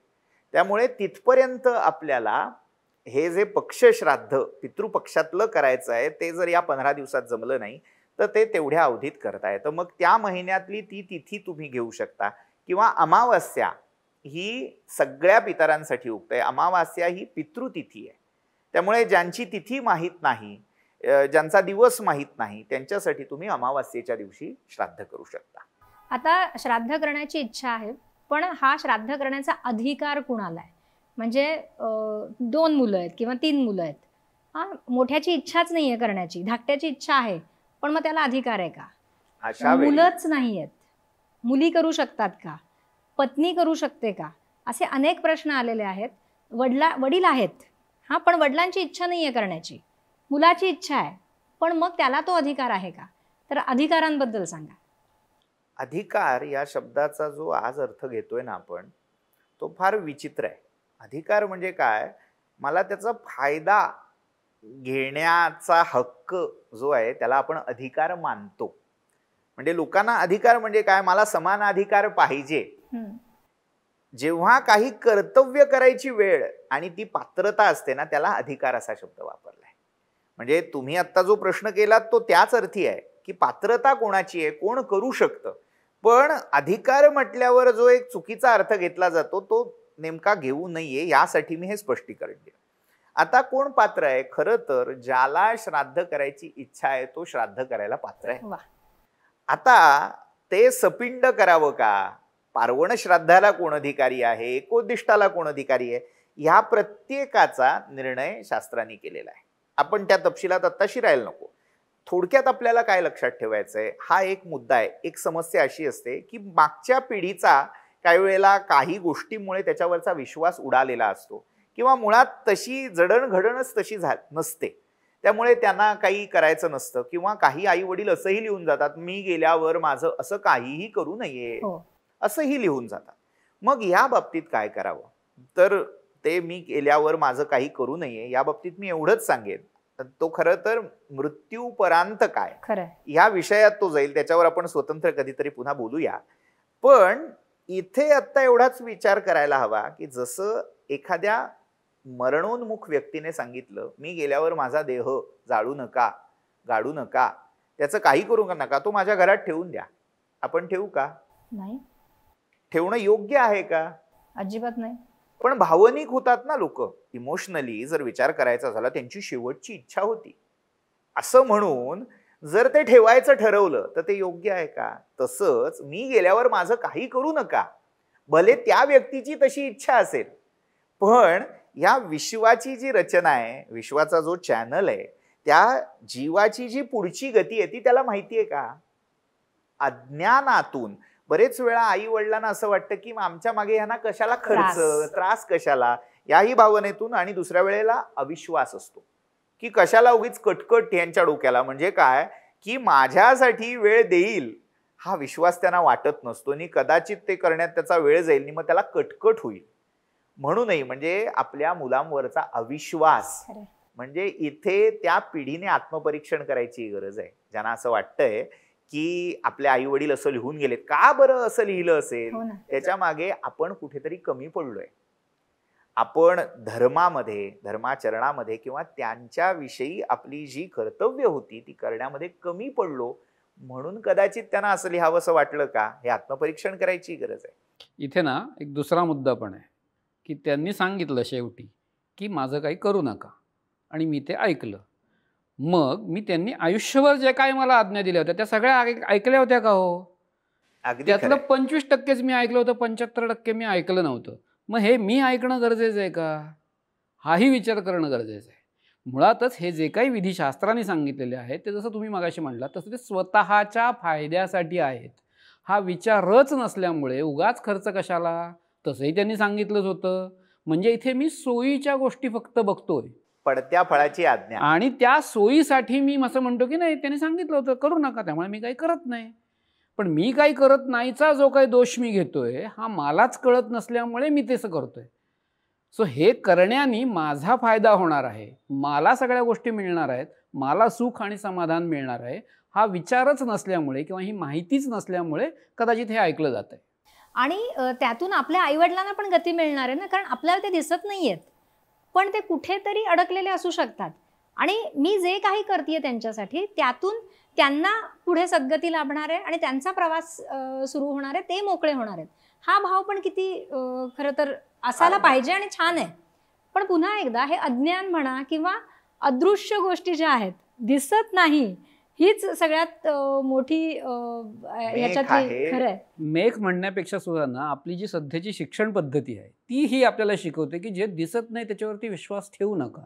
आणि म्हणजेच सायन्स, म्हणजेच विज्ञान, हा जो काही गैरसमज आपण बाळगलेला आहे त्यातनं आपण आधी बाहेर पडलं पाहिजे. जसं तुम्ही म्हटला चर्मचक्षु, म्हणजेच माझ्या डोळ्यांची कपॅसिटी किती आहे याचा मी विचारच करत नाही. भिंतीच्या पलीकडचं मला दिसतंय का विश्व? नाही दिसत आहे. मग ते आहे का नाही? आहेच ना. मी नाकारून ते नष्ट थोडी होणार आहे, पण ते मला दिसतंय का? मला नाही दिसत. पॅरिसमध्ये टॉवर आहे, मी कधी पॅरिसला गेलेलो नाही, मी फोटो बघितला म्हणून त्याच्यावर विश्वास ठेवला. मग तसंच देवाचा फोटो बघितला म्हणून विश्वास ठेवला असं म्हणायला हरकत काय आहे? तिथे मात्र बुद्धिभेद आहे, इथे नाही, असं नाही चालणार ना. तुमचा हा दुटप्पीपणा चुकीचा आहे. जे काही तुम्ही तत्व म्हणून पाळताय ते 100% पाळलं पाहिजे. जर होय म्हणताय तर होय म्हणा, जर नाही म्हणताय तर नाही म्हणा. आणि जर मी नाही म्हणतोय तर मी का नाही म्हणतोय याचं किमान ज्ञान मला असलं पाहिजे. लोक म्हणतात म्हणून मी ते फॉलो करतोय आणि मला त्यातलं काही कळत नाहीये, हा आत्मघातकीपणा. यातनं तुम्हालाच दोष लागणार आहे, तुमचाच तोटा होणार आहे, बाकी काही होणार नाही. आता इथे अजून एक प्रश्न आहे, तो म्हणजे देहदानाचा. देहदान ज्या वेळेला केलं जातं तर त्याचं पुढे काय, असाही प्रश्न आलेला आहे. आणि मी ऑलरेडी देहदान केलंय, फॉर्म भरलेला आहे, तर माझं काय, असाही प्रश्न विचारलेला आहे. खरं तर हा मृत्यूपर्यंत काय होतं ह्याचा विषय, पण आता अनुषंगिक तो आलाय म्हणून थोडक्यात सांगतो आणि पुन्हा मूळ मुद्द्यावर येतो. आता दान कुठली गोष्ट करता येते? जी तुमची आहे खरंय. त्याचं दान तुम्हाला करता येतं. जे तुमचं मुळात नाहीच, हे भाड्याचं घोडं आहे. तुम्ही त्या प्रकृतीकडून, त्या पंचमहाभूतांकडून, त्या विश्वात्म्याकडून, त्या पितरांकडून हे मागून घेतलंय. हे तुमचं आहे का? यातल्या एका अणूवरही तुमची सत्ता नाहीये. तुम्हाला असं वाटतंय की हा देह माझा आहे, पण त्याचं पुढे काय होणार आहे तुम्हाला माहित नाही. आणि अशा वेळी हलवायाच्या घरावर तुळशीपत्र ही म्हण, याचा निर्वाह आपल्याला इथे दिसतो की जे माझं नाही ते मी दान दिलं. असं वाटतं लोकांना की त्यातनं काही आरोग्य संबंधी नवीन संशोधन होईल. अनेक आधुनिक त्याच्यात प्रवाह मिसळलेले आहेत. मग दधीचींचं उदाहरण दिलं जातं. दधीचींनी देहदान केलं, पण देहदान केलं नव्हतं, अस्थिदान केलं होतं.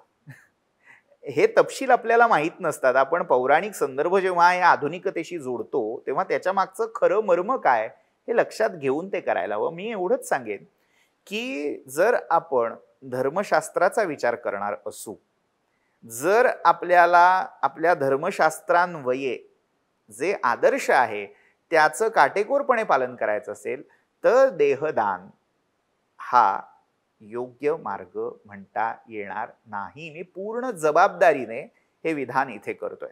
कदाचित आधुनिक विद्वानांना, शास्त्रज्ञांना किंवा मेडिकल फील्डमध्ये जे अभ्यास करतायत त्यांना हे चुकीचं वाटेल, एकांगी, अतिरेकी असं विधान वाटू शकेल, पण मी पूर्ण जबाबदारीने हे विधान करतोय.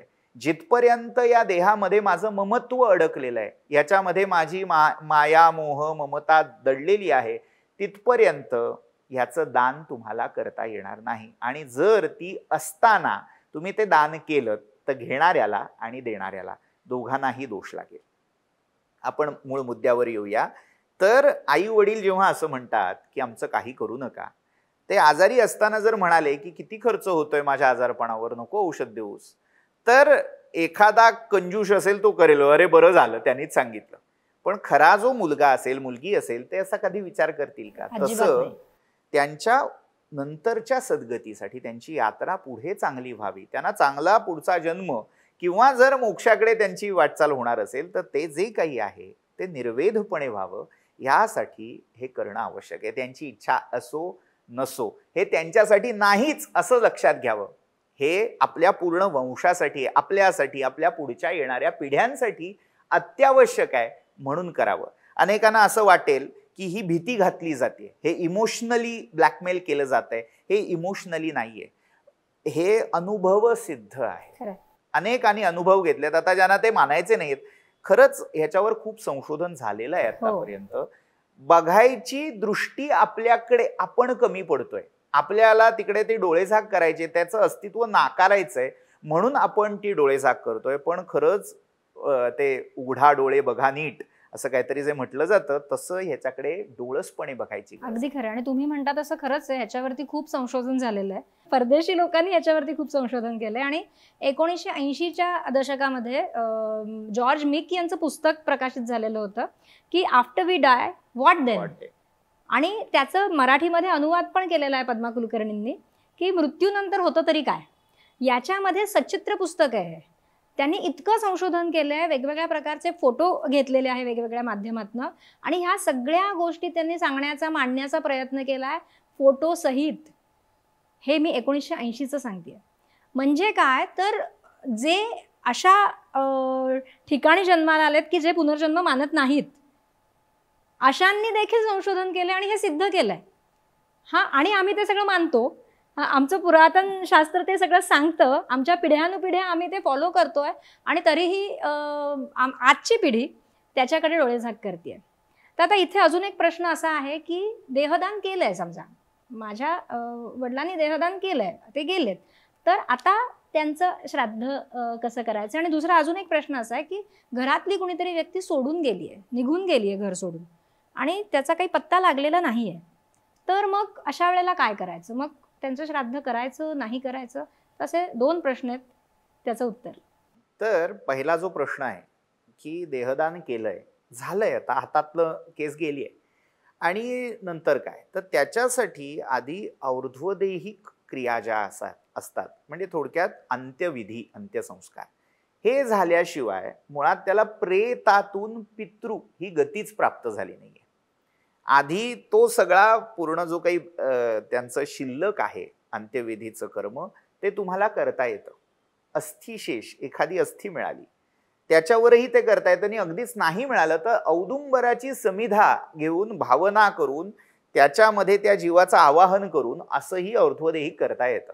आता मी त्या विधींच्या तपशिलात आता शिरत नाहीये, पण असं करून त्याचा मग विधिवत जो 10 दिवसाचा विधी आहे तो करून मग त्याचं सपिंडीकरण केलं जातं. आणि सपिंडीकरण झालं एकदा त्याचं प्रेतत्व निवृत्ती झाली, सपिंडीकरण श्राद्ध हा एक श्राद्धाचा प्रकार मागे पाहिला होता, तर त्यानंतर त्याचं प्रेतत्व संपतं आणि मग त्याला पितृ ही पदवी प्राप्त होते. बरेच वेळा हाही त्यात एक उपप्रश्न असतो की वर्षभरात करून चालतं का नाही. तर ते इथे आहे की ज्याचं सपिंडीकरण श्राद्ध झालं त्याचं वर्ष श्राद्ध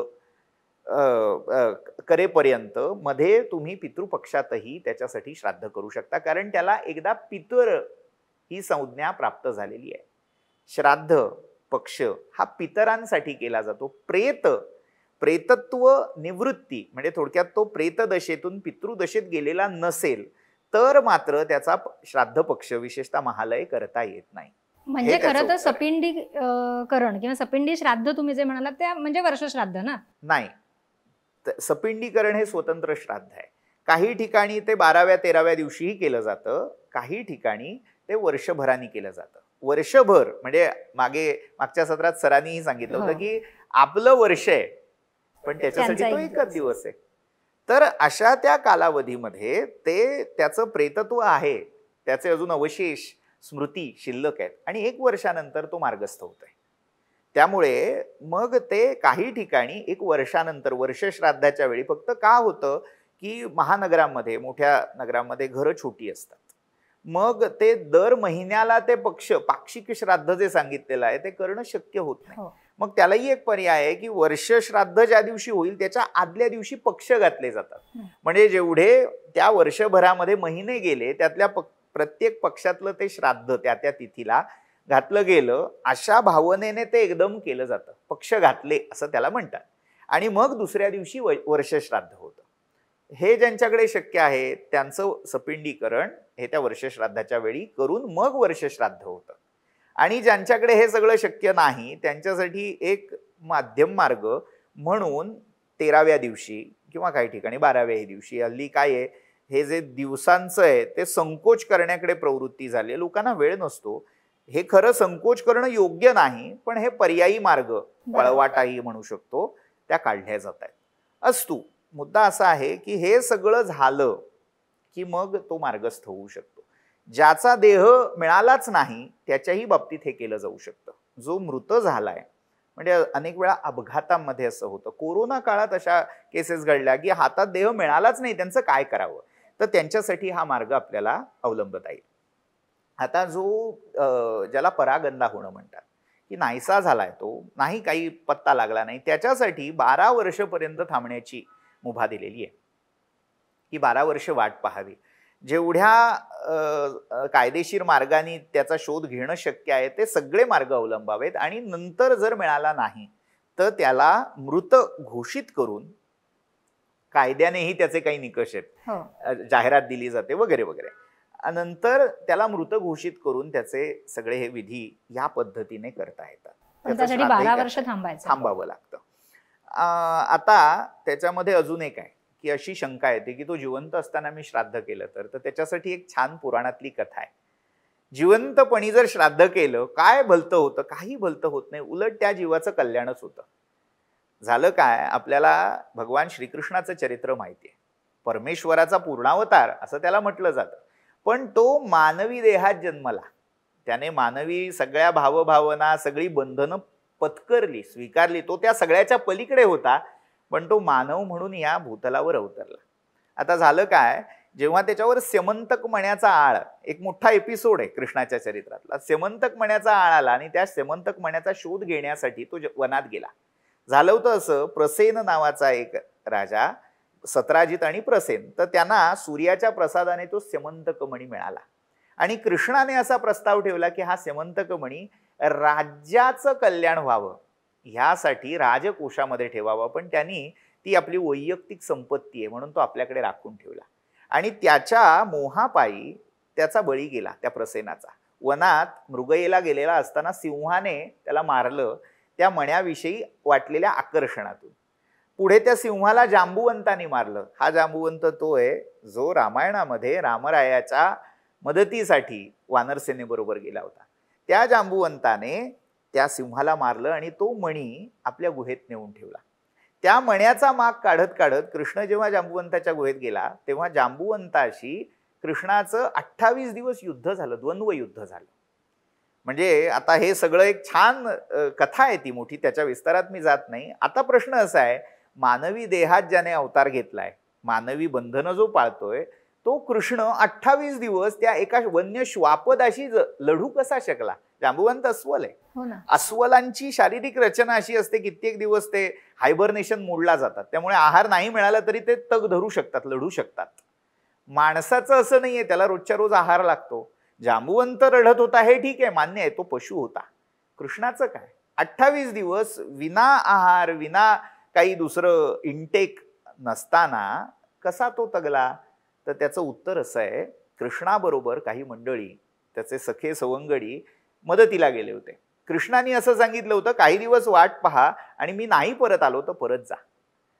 तुमच्या जीवाला काही धोका होऊ नये यासाठी तुम्ही परत जा. आता त्यांना असं वाटलं की कृष्ण हात काहीतरी घडामोड घडली आणि त्याच्यात बहुतेक संपला खेळ त्याचा. आणि त्यांनी द्वारकेत येऊन घोषित केलं की कृष्ण मृत झाला. अर्थात देवकी वसुदेवांना ते पटलं नाही. त्यांनी व्रत केली, तिकडे त्यांनी देवाचा धावा केला आणि इकडे जे बाकीचे यादव होते त्यांनी कृष्णाचं श्राद्ध घातलं की तो बाबा आता गेला आणि त्याचं श्राद्ध घातला. आता त्या यादवांनी जे त्याचं श्राद्ध घातलं, त्या श्राद्धदानातून जे अन्न, जे पाणी, जे मिळत होतं ते कृष्णाला तिकडे पुरत होतं. म्हणजे तिथे तो लढत होता, तो जिवंत होता, पण यांनी श्रद्धेने जे त्याच्यासाठी दिलेलं होतं त्याचा उपयोग त्याच्यासाठी, मगाशी जो मी मुद्दा मांडला की श्राद्ध कोणासाठी आहे? तुमच्यासाठीच आहे. ते कुठून तरी चॅनलाइज होऊन तुमच्याच फायद्याचं ठरणार आहे. कृष्णालाही त्याचा फायदा झाला. म्हणजे आपण ज्याला परमात्मा मानतो त्याच्याही बाबतीत. आता तुम्ही म्हणाल हे काय कपोलकल्पित काहीतरी लोककथा.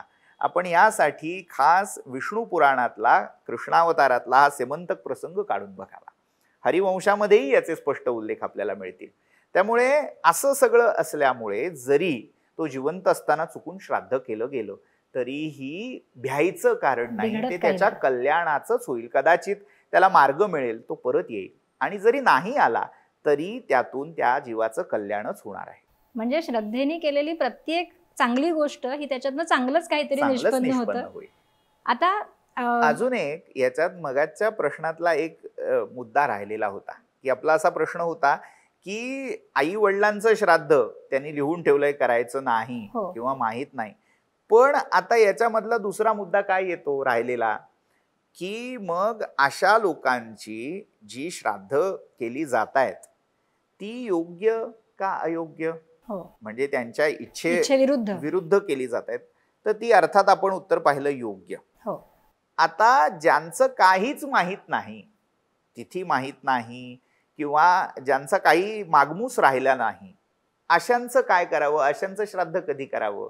तर जे ऐकीव माहिती असतात की घायाळ होऊन अपघातात, आकस्मिक ज्यांचा अनैसर्गिक पद्धतीने मृत्यू झालाय किंवा नैसर्गिक आपत्तीमुळे मृत्यू झालाय, त्या सगळ्यांचं श्राद्ध हे चतुर्दशीला केलं जातं, ज्याला घायाळ चतुर्दशी म्हणून आपण म्हणतो.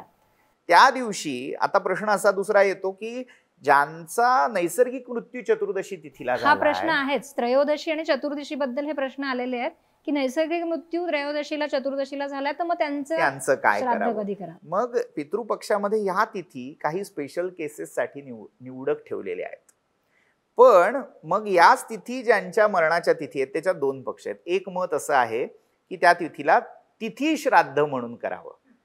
पण दुसरा उत्तम पक्ष असा आहे की ती तिथी ज्या प्रकारातली असेल, तिथींचे प्रकार आहेत रिक्ता, पूर्णा, नंदा, भद्रा, जया असे 5 प्रकार त्याचे पाडलेले आहेत. तर त्यातली जी म्हणजे उदाहरणार्थ चतुर्दशी ही रिक्ता तिथी आहे, तर दुसऱ्या रिक्ता तिथीला त्याचं श्राद्ध करून चालेल. म्हणजे चतुर्थी आहे, नवमी आहे, या तिथीना तुम्ही त्याचं श्राद्ध त्या जीवासाठी एकोद्दिष्ट करू शकता. हा दुसरा पर्याय. आणि सर्वात उत्तम मार्ग, तुम्ही जर पार्वण श्राद्ध केलं, सर्व पितरीच्या दिवशी केलं, तर ते सर्व पितरांना समान उपयुक्त ठरतं. आता हे श्राद्ध घरीच करायचं का? हां, कारण काही जण म्हणले की घरी करणं शक्य नाही आहे, किंवा काही जणांनी असंही सांगितलं की आम्ही मठात जाऊन करतो. तर मग ते योग्य आहे का? आदर्श स्थिती अशी आहे की जिथे राहतो तुम्ही जेव्हा ते कर्म करता त्याची काही ऊर्जा उत्पन्न होत असते, स्पंदनं उत्पन्न होत असतात. आणि त्याचा सर्वाधिक लाभ जर तुम्हाला घ्यायचा असेल, आपल्याला श्राद्धाविषयी गैरसमज जास्त आहेत. श्राद्ध म्हणजे काहीतरी भलतं आहे. जेवढं पवित्र पूजा किंवा यज्ञकर्म आहे तेवढंच पवित्र श्राद्ध कर्म आहे. हे सगळ्यांनी नोंदवून घ्यावं. म्हणजे हा जो गैरसमज आहे की पितृपनरोड्यात काही चांगलं करायचं नाही, पितर आले की काही करायचं नाही, हे कशात आलंय की ह्या श्राद्ध पक्षाच्या कालावधीमध्ये काही गोष्टी करू नयेत असं सांगितलेलं आहे. त्या कळत नाहीत. आपण आनंदाच्या अतिरेकामध्ये काही करायला लागतो. मग वाद्य वाजवू नयेत, घंटानाद करू नये, शंखनाद करू नये, असे काही निकष आहेत त्याचे. मग जे आपण जनरली करतो, रोज म्हणजे देवाची पूजा झाल्यावर घंटानाद करतो, पण श्राद्धाच्या दिवशी तो करू नये असा संकेत आहे. त्यामुळे त्या एका संकेतामधून हा समज पसरलाय की तुम्ही असं फार तामझाम करू नका, चांगलं काही करू नका. ही अर्धवट ज्ञानातून गाठलेली टोकं आहेत. अमंगल, अपवित्र असं काहीही नाही. श्राद्ध ही तितकंच पवित्र आहे, तितकंच कल्याणकारी आहे. त्यामुळे तुमच्या घरी ते झालं म्हणून काही वाईट होणार नाही. आणि खरं तर तेव्हा आपले पूर्वज आपल्या घरी येतात आणि ते ऊर्जा स्वरूप असल्यामुळे कदाचित हा जो नाद आहे, ही जी स्पंदन आहेत, ती त्यांना डिस्टर्ब करू शकतात. त्याच्यामुळे त्या गोष्टी वर्ज्य सांगितल्यात. आणि तुमच्या आलेल्या पूर्वजांना कुठेतरी बाहेर नेऊन तुम्ही जेवू घालणार, त्याच्याऐवजी तुम्ही सागर संगीत स्वयंपाक करून तुम्ही त्यांना जेवू घातलं तर ते जास्त प्रसन्न होतील. पण आता व्यावहारिक मुद्दाही त्यात विचारात घ्यावा लागेल. आधुनिक काळात बदलत्या राहणीमानामध्ये छोट्या घरामध्ये हे नाही शक्य होत, किंवा शुचितेचाही प्रश्न असतो. घरात ते नियम पाळले जात नाहीत शुचितेचे. मग काय करावं? मग अशा वेळी तुम्ही हा मठातला, मंदिरातला पर्याय निवडायला हरकत नाही. पण पुन्हा सगळं अनुकूल आहे पण तरी आम्ही तिकडे जाऊन करणार, ही पळवाट आहे. तिकडे जाऊ नये. जेव्हा बाकी प्रतिकूलता असतील तेव्हा हा मार्ग अवलंबायला हरकत नाही. हाच प्रश्न मी थोडा अजून एक्सटेंड करेन की तीर्थश्राद्ध केली जातात. म्हणजे वेगवेगळ्या तीर्थक्षेत्री जाऊन श्राद्ध केली जातात. हाही त्याचाच एक पर्याय आहे. आणि त्यात एक प्रश्नही आहे की त्यांनी सांगितलं की मी वाराणसीला जाऊन करून आलो आणि तिथल्या ब्राह्मणांनी मला सांगितलं की आता इथून पुढे तुम्ही कोणतंही श्राद्ध करण्याची आवश्यकता नाही. तर याला अर्थवाद असं म्हणतात. अर्थवाद म्हणजे काय? आपल्या इथलं कर्म, आपण करतोय ते कर्म इतकं भारी आहे की दुसऱ्या कशाची गरजच नाही. आपण जाहिराती ऐकतो की नाही की तुम्ही आमचं हे प्रॉडक्ट घ्या, मग पुन्हा तुम्हाला त्याचा विचारच, एक बार खाओगे तो खाते ही रह जाओगे. म्हणजे त्या प्रॉडक्टला घेतल्यावर दुसरं काही खायची इच्छाच राहणार नाही, तेच खात राहाल. अशा प्रकारची विधानं आपल्याला धर्मशास्त्रामध्येही आढळतात. याला अर्थवाद असं म्हणतात. प्राशस्त्य निंदान्य तरपरवाक्यम अर्थवाद. काशी श्राद्ध, त्रिस्थळी श्राद्ध, तीर्थश्राद्ध याचं महात्म्य सांगण्यासाठी एक पद्धत आहे सांगायची.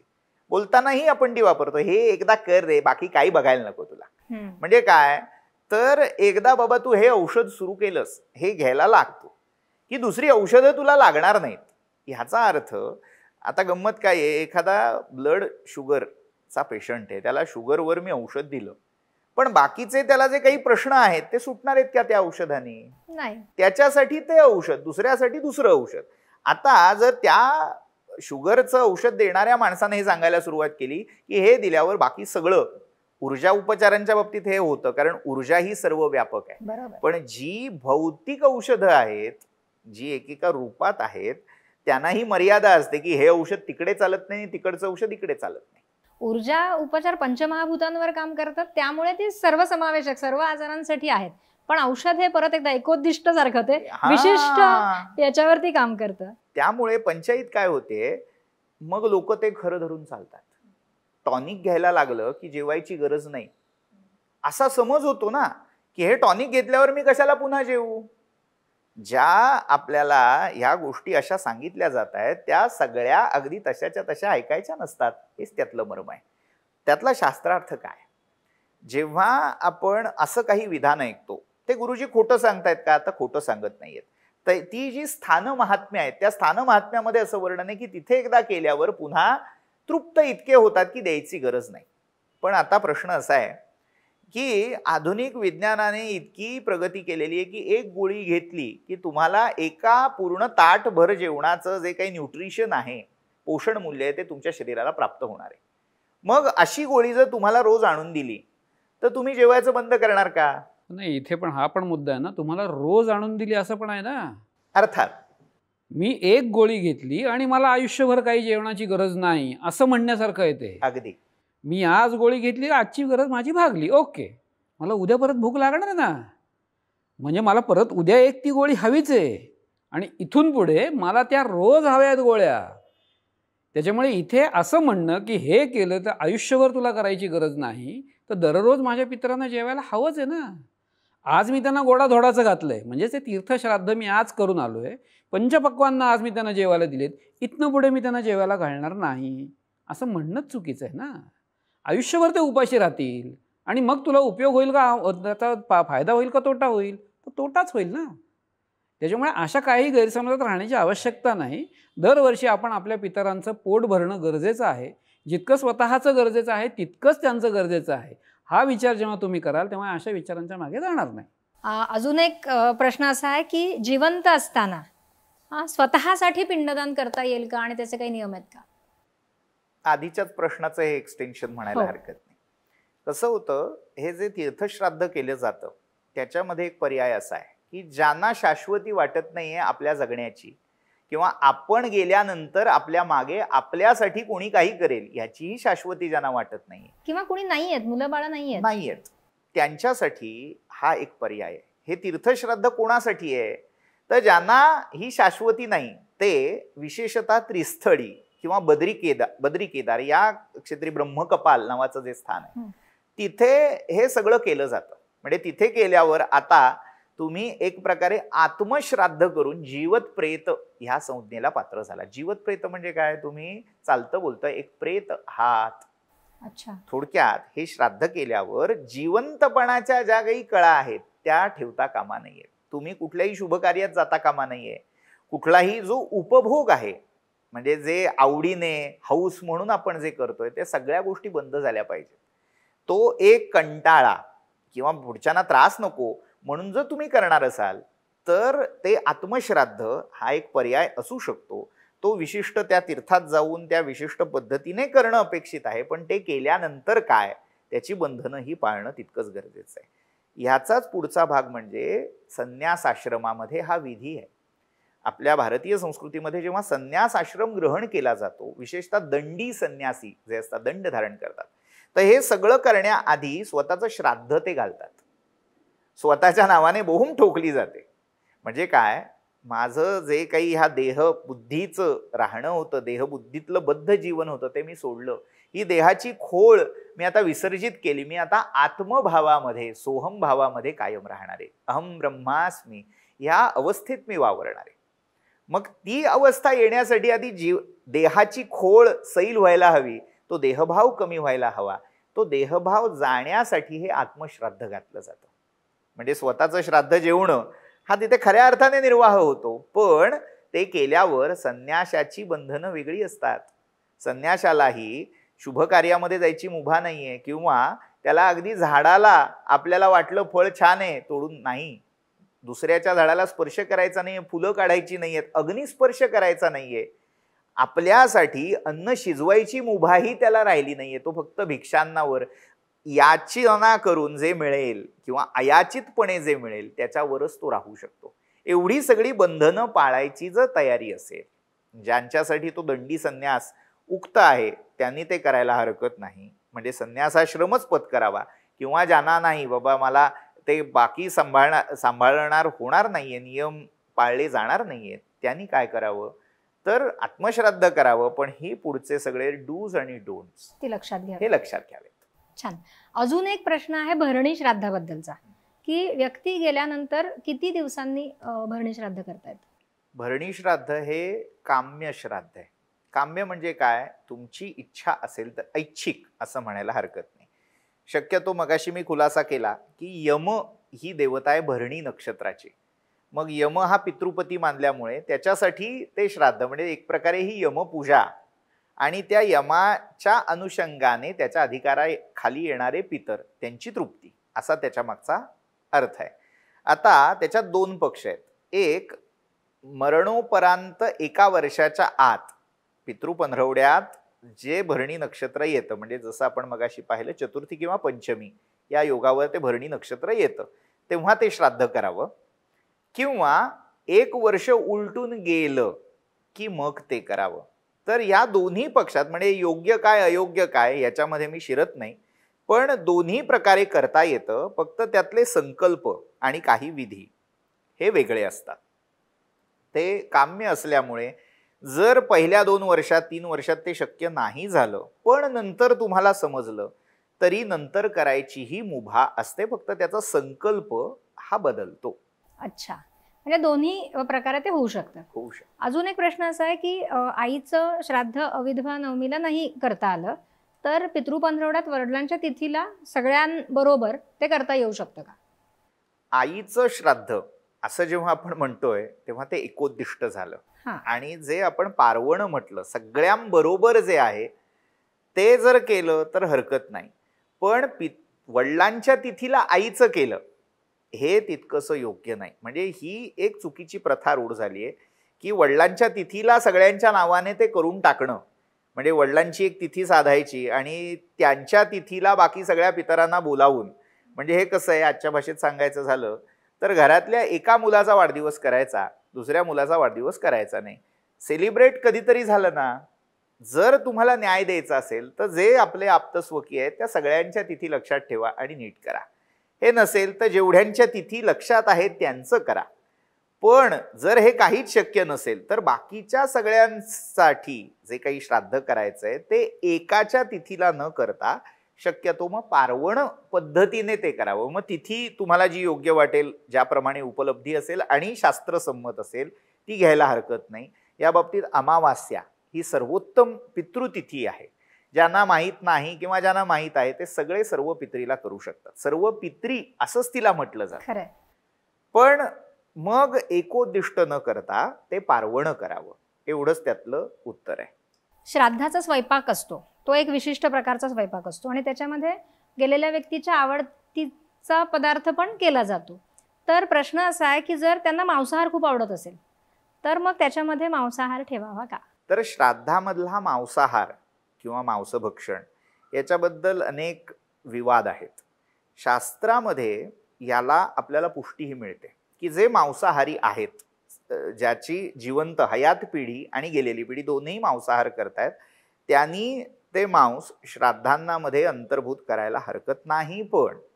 परंतु त्यामध्ये जर श्राद्धाला जेवण्यासाठी बोलावलेले विप्र आहेत ते जर मांसाहारी नसतील, त्यांना जर ते चालणार नसेल तर त्यांना वाढलेल्या ताटामध्ये मांसाहार असू नये. हा सगळा विचार त्यांना जे वाढलं जात आहे त्या संबंधी आहे.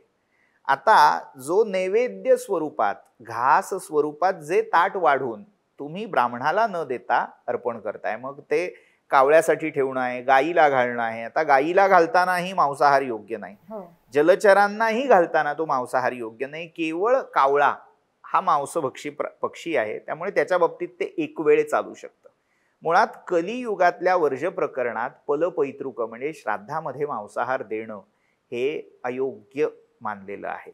पण तरीही जे केवळ नैवेद्यापुरतं म्हणजे त्या गत व्यक्तीला नैवेद्य दाखवण्यासाठी जे ताट हे करतायत आणि ते आपल्या घरात जे स्वतः मांसाहार करतात आपल्या जेवणात तो प्रसाद म्हणून स्वीकारत आहेत, त्यांच्यासाठी मांसाहाराला मुभा आहे.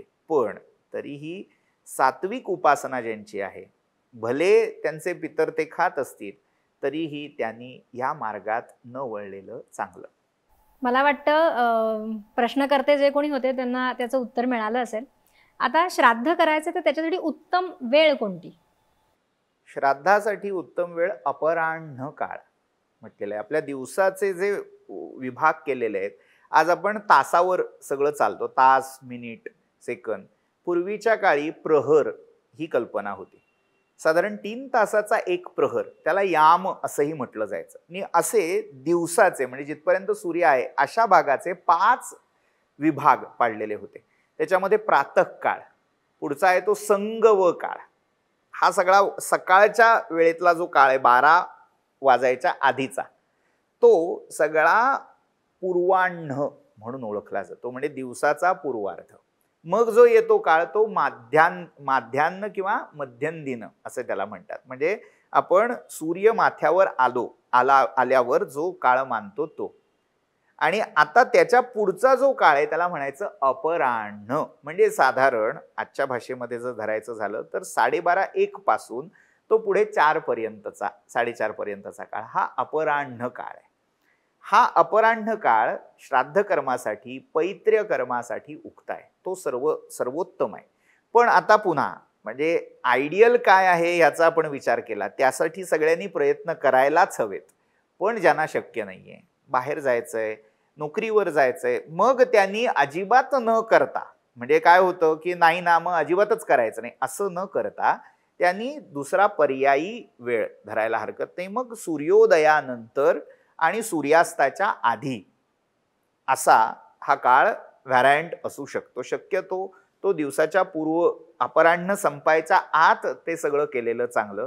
सर्वोत्तम काळ अपराह्न, पण नसेल तर किमान पक्षी माध्यान्हीपर्यंत करायला मुभा आहे. मुभा हा शब्द पळवाट याला समांतर मानावा, ती पळवाट आहे, तो मुख्य मार्ग नव्हे, हे सगळ्यांनी भान ठेवायला हवं. खूपच छान. आता याच्यामध्ये दर्भ वापरले जातात, दर्भावरती पिंड ठेवले जातात, तर हाही प्रश्न विचारला गेला की दर्भाचं काय महत्व आहे आणि काही विशिष्ट प्रकारचा दर्भ असतो का? दर्भ ही एक वनस्पती आहे, एक प्रकारे जलमय जमिनीवर म्हणजे जिथे पाणथळ जागा आहे तिथे ते प्राचुर्याने आढळतात. दर्भाचेही अनेक प्रकार आहेत, म्हणजे आता त्याची परीक्षा त्या तपशिलात मी शिरत नाही. 8 प्रकारचं दर्भ वेगवेगळं सांगितलं. याच्यातला मुख्य मुद्दा काय, ते दर्भ आज आयतं मिळतं हो ना. अनेक दुकानामध्ये, ठीक आहे, ती परीक्षा करून तुम्ही आणलंय असं गृहीत धरूया. दर्भाला संस्कृतमध्ये पवित्र किंवा पवित्रक असं म्हटलेलं आहे. दर्भाचे अनेक औषधी गुणधर्म आहेत, म्हणजे ते इतके आहेत की जर ग्रहण काळामध्ये जे अन्न शिजवलेलं आहे त्याला एक दोष उत्पन्न होतो. ग्रहण काळ जेव्हा येतो, सूर्य चंद्र ग्रहण, तेव्हा त्या अन्नाला दोष होतो का, तर ते शिजवलेलं जे अन्न आहे त्याच्यामध्ये काही जीवजंतूंची उत्पत्ती सुरू होते, काही बॅक्टेरिया जे नकारात्मक आहेत असे वाढायला लागतात. आणि असं अन्न जर तुम्ही खाल्लं तर तुमच्या शरीराला इजा होऊ शकते, काही विकार उत्पन्न होऊ शकतात. मग त्यातून वाचण्यासाठी दर्भाचे तुकडे त्याच्यात टाकून ठेवावेत असं शास्त्रीय विधान आहे. म्हणजे दर्भाचं महात्म्य, दर्भाचं सामर्थ्य इतकं आहे की ते त्या रोगजंतूंची वाढ रोखू शकतात, म्हणजे ते औषधी गुणधर्मही त्याच्यात आहेत. दुसरं त्यातलं धार्मिक महत्व असं आहे की दर्भ हा सगळ्या प्रकारच्या नकारात्मक ऊर्जांना दूर करणार आहे. दर्भ हे ब्राह्मणाचं, विशेषतः जो वेदज्ञ ब्राह्मण आहे त्याचं शस्त्र आहे. म्हणजे जे महात्म्य इंद्राच्या हातात वज्राचं आहे, भगवान शंकरांच्या हातात जे महात्म्य त्रिशूळाचं आहे, विष्णूंच्या हातात जे महात्म्य चक्राचं आहे, ते जो वेदविद ब्राह्मण आहे त्याच्या हातात दर्भाचं आहे. दर्भावर पूर्वीच्या काळी अस्त्राची योजना करून फेकल्याची उदाहरणं आहेत. अश्वत्थाम्याची कथा आपण ऐकतो, जेव्हा त्याने ब्रह्मास्त्र शेवटचं निर्वाणीचं सोडलं ते दर्भावर प्रेरित केलं होतं, बाण नव्हता त्याच्याकडे. तर असं या दर्भाचं महत्व आहे. दर्भ हे अमृतोद्भव किंवा अमृतस्पृक मानलेलं आहे, अमृताचा अंश या दर्भामध्ये आहे. त्यामुळे या दर्भावर ते पिंड ठेवणं हा औषधी दृष्टीने किंवा तो जो अन्नाचा एक प्रकारे अन्नपिंड आहे ना, तो ते अन्न ठेवल्यावर त्याच्यामध्ये बॅक्टेरिया येऊ शकतात, वेगवेगळे रोगजंतू किंवा मुंगी किडे हे त्याच्याकडे आकृष्ट होऊ शकतात. त्यामुळे याही जीवजंतूंना दूर ठेवण्याचं काम दर्भ करत असतं. त्यामुळे धार्मिक किंवा ज्याला आपण स्वच्छता म्हणतो, आरोग्य स्वास्थ्य या दृष्टीनेही त्याचा हायजीनच्या दृष्टीने विचार करतो, या सर्व दृष्टीने दर्भ हे एक महत्वपूर्ण काम तिथे करतं. शिवाय साधनेमध्येही दर्भासनाला खूप महत्व आहे, ते पण याच्याचमुळे असणार आहे. दर्भाचं एक सर्वोत्तम गुणधर्म म्हणा, वैशिष्ट्य म्हणा, ऊर्जेची उत्तम सुवाहकता त्याच्यात आहे. जी ऊर्जा तिथे उत्पन्न होते, पिंडामध्येही ती उत्पन्न होते. जेव्हा आवाहन केलं जातं ती वृथा जाऊ नये. जमिनीवर जर तुम्ही तो पिंड ठेवलात तर ती जमिनीमध्ये जी आवाहित ऊर्जा आहे ती निघून जाईल. मग ती त्या पिंडामध्ये कायम राहावी, शिल्लक राहावी, खेळती राहावी, ह्यासाठी ते ऊर्जेचं सुवाहक गर्भ खाली ठेवलेलं आहे. आणि याचा अनुभव आम्ही नेहमी घेतो. कारण ज्या वेळेला आमच्याकडे महालय श्राद्ध असतं त्यावेळेला आमचा जो स्टाफ आहे, परिवार ज्याला आपण म्हणतो, त्यांना ऊर्जा स्कॅनिंग करण्यासाठी आम्ही बऱ्याचदा घरी बोलवतो. आणि ज्या वेळेला श्राद्ध कर्म होत असतं, ज्या वेळेला आवाहन केलं जातं, त्याच्यानंतर ती बदललेली ऊर्जा, म्हणजे ह्याचे फोटोही घेण्याचा आम्ही प्रयत्न केला. म्हणजे एक प्रकारे नक्की घडतं काय, तर हे ज्या वेळेला आम्ही स्कॅनिंग करतो त्यावेळेला ती ऊर्जा आम्हाला जाणवते. संपूर्ण घर हे ऊर्जेने भरून गेलेलं असतं. आणि ज्या वेळेला पिंडांचं विसर्जन होतं त्याच्यानंतर ती बदललेली ऊर्जा ही जाणवते. एक आनंदी वातावरण असतं, एक चैतन्य असतं. आणि हे दरवर्षी आम्ही अनुभवत असतो. पुन्हा एकदा प्रेक्षकांना पण मी सांगेन की आम्ही ह्या सगळ्या गोष्टींचा अनुभव घेतला. म्हणजे जसं मी मगाशी म्हटलं की आमच्या घरामध्ये हे होत नव्हतं खरं तर, पण ज्या वेळेला आम्ही अनेक अडचणीतनं गेलो, आम्ही अभ्यास करायला लागलो, त्याच्यातनं आम्हाला हे कळायला लागलं. त्याच्यानंतर आम्ही विधिवत काही गोष्टी करायला लागलो. ऊर्जेच्याच माध्यमात आम्ही काम करतो, त्याच्यामुळे ही ऊर्जा स्कॅन करून बघणं, खरंच काय घडतंय, कसं घडतंय हे बघत गेलो. त्याच्यातनं अनुभव येत गेले, आमची परिस्थिती सुधारत गेली, आम्हाला ज्ञान मिळत गेलं. जी काही निरामय वेलनेस सेंटरच्या माध्यमातून स्वयंपूर्ण उपचार आम्ही देतो, या सगळ्या गोष्टींसाठी ते आशीर्वाद कामी येतात असं आम्ही म्हणतो. हे पूर्वजांचे आशीर्वाद आहेत, हे आमच्या पेशंटचे आशीर्वाद आहेत. आणि त्यातून रिझल्ट्स मिळत गेले. त्यातून हा एक प्रवाह म्हणू आपण, हा पुढे येत गेला. आणि ह्याच अनुभवातनं आम्ही हे आमच्या रुग्णांनाही सांगतो आणि त्यांच्यामध्ये देखील याच्यातनं खूप बदल घडतात.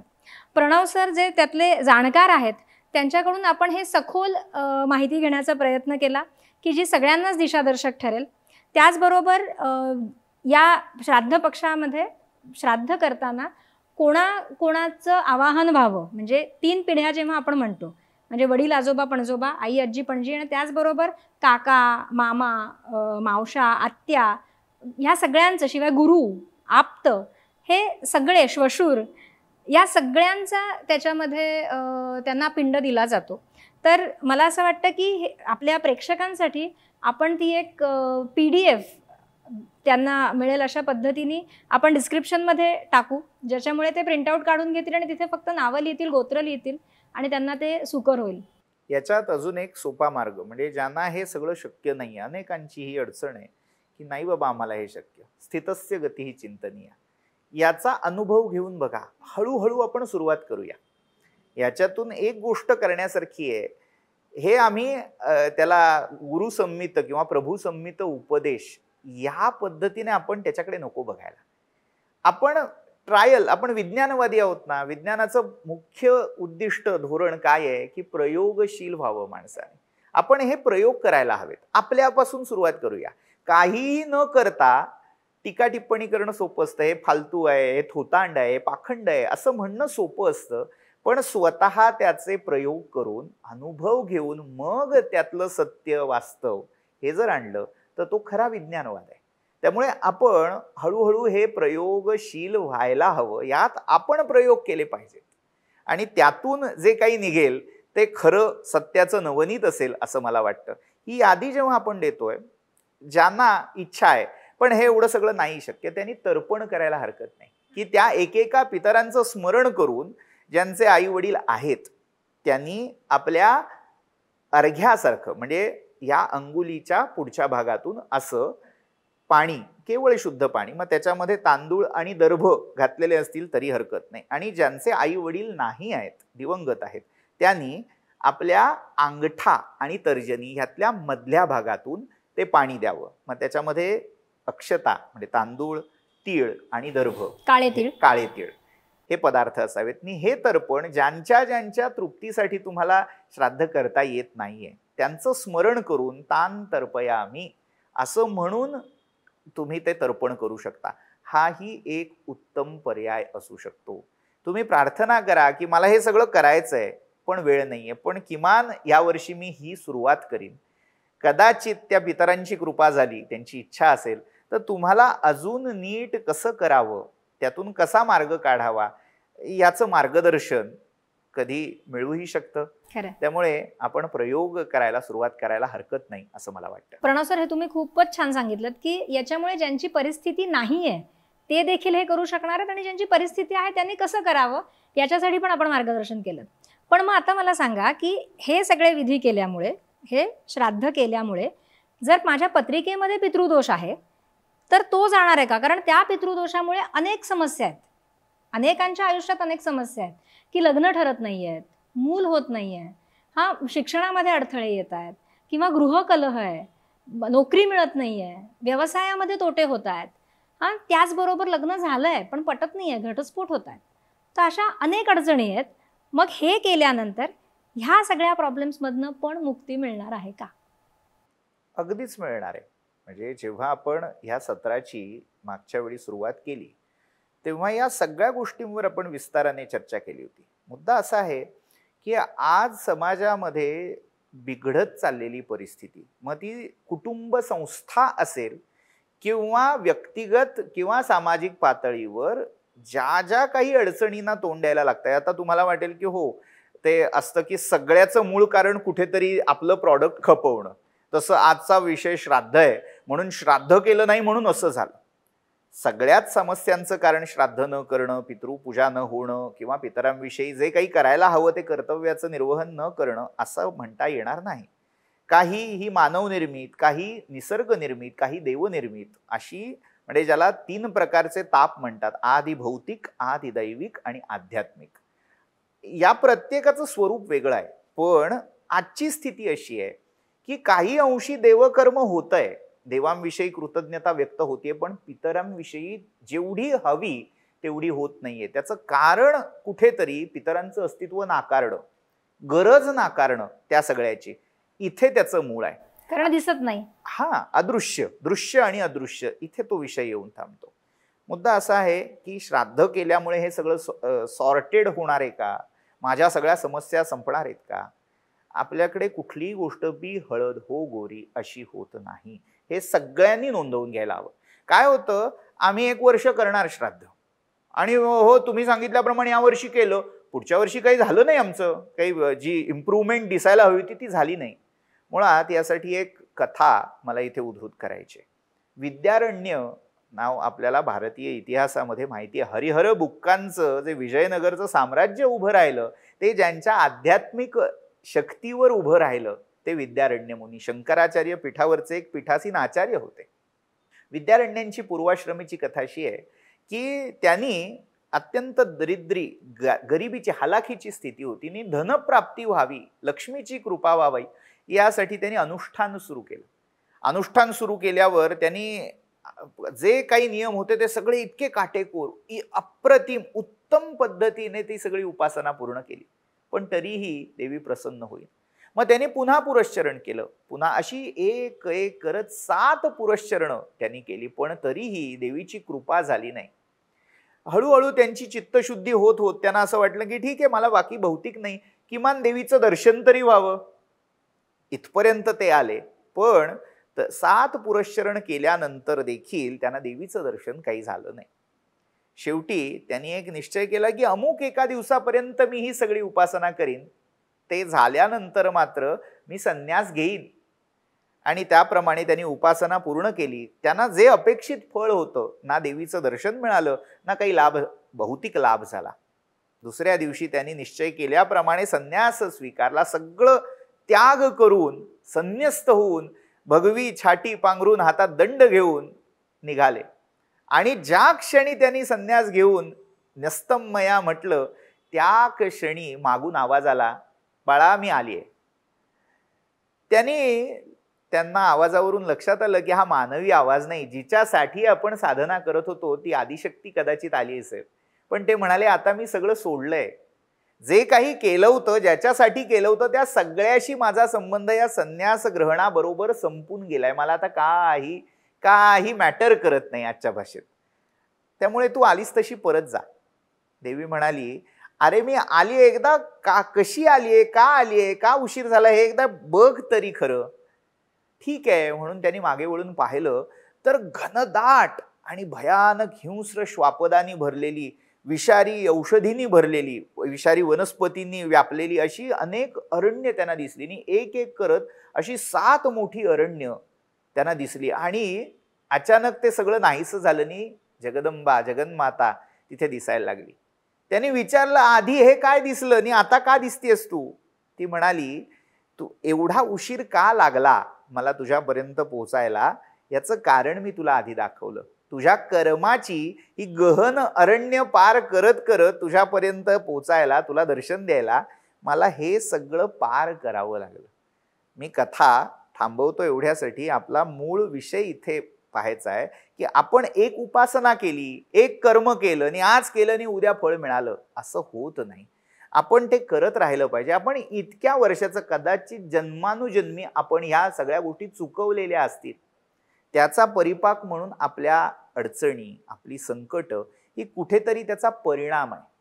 त्यामुळे तो जर इफेक्ट असेल आणि कॉज मागे असेल तर कदाचित उज्ज्वल भविष्याचा इफेक्ट तुमच्या आजच्या त्या करण्यात, त्या कॉजमध्ये असू शकेल. त्यामुळे श्रद्धापूर्वक, श्राद्धाचं मूळ श्रद्धेत आहे. त्यामुळे श्रद्धेने तुम्ही करत राहिलं पाहिजे आणि ही श्रद्धा आपल्याला तारणार आहे. सगळ्यात महत्वाची काय आहे की आपण कुठेही, म्हणजे जसं जुन्या कहाणीत सांगायचं ना, उतू नको मातू नको घेतला वसा टाकू नको, तसं श्रद्धापूर्वक करत राहायचंय. आणि श्रद्धामयोयम पुरुषो यो यच्छ्रद्धा स एव सहा, भगवान श्रीकृष्णाने दिलेलं अभिवचन आहे. श्रद्धेने जे तू करशील त्याचं उत्तर द्यायला मी येईन. पितरांच्याही रूपात तो परमात्मा तुम्हाला प्रसाद दिल्याशिवाय राहणार नाही. त्यामुळे ह्या ज्या आपण सगळ्या अडचणी पाहिल्या, तुम्ही नेटाने श्रद्धेने करत राहा. तुमचा कर्माचा सिद्धांत लक्षात ठेवा. जे चुकीचं आहे ते जिथपर्यंत त्याचं पूर्ण निराकरण होत नाही तिथपर्यंत ती उशिरा मिळणार आहेत फळं, पण ती मिळणार नाहीयेत असं नाही. प्रत्येक सत्कर्माचं फळ हे मिळाल्याशिवाय राहत नाही, परमात्मा तो देत असतो. श्राद्धाच्या शेवटी केलं जातं एक विधान, काय की हे सगळं जे श्राद्ध मी केलं ना त्याने सर्वांचा पितृरूपी तो जनार्दन तृप्त होवो. कशासाठी करायचंय? त्या परमात्म्याच्या तृप्तीसाठी करायचंय. जे म्हणतात ना आम्ही वेदांती आहोत, अध्यात्म आमचं खरं आहे, हे कर्मकांड झूट आहे, त्यांनीही हे लक्षात ठेवायचं. जिथे साधू संत ऋषी मुनी प्रत्यक्ष परमात्मा देखील या मार्गाचं महात्म्य सांगतायत. प्रत्यक्ष श्रीकृष्णांनी महाभारतात श्राद्ध केल्याचं विधान आहे. अभिमन्यूसाठी, भाच्यासाठी त्यांनी श्राद्ध केलं. तिथे आपण कोण लागून गेलो मोठे. त्यामुळे हा सगळा इतिहास, हे सगळं शास्त्र त्याच्या मागचं लक्षात घेऊया आणि त्याच्यासाठी प्रयत्न करूया. खरं. तर प्रेक्षक हो, श्रद्धेने करायचं कर्म म्हणजे श्राद्ध. आणि या श्राद्धाबद्दल तुमच्या मनामध्ये ज्या ज्या शंका होत्या त्याचं निरसन करण्याचा प्रयत्न आम्ही या चर्चासत्रातनं केला. तुम्हाला हा भाग कसा वाटतोय आम्हाला नक्की कळवा. तुम्हाला जर हा भाग आवडला तर इतरांनाही शेअर करा. आणि अशीच नवनवीन माहिती तुम्हाला ऐकायची असेल तर आमचे चॅनल सबस्क्राईब करा. वेगवेगळ्या पॉडकास्टच्या माध्यमातून शास्त्राबद्दल, संस्कृतीबद्दल आम्ही बोलणार आहोत. पुढच्या भागामध्ये नवीन विषयासह भेटू. आज इथेच थांबूया. नमस्कार.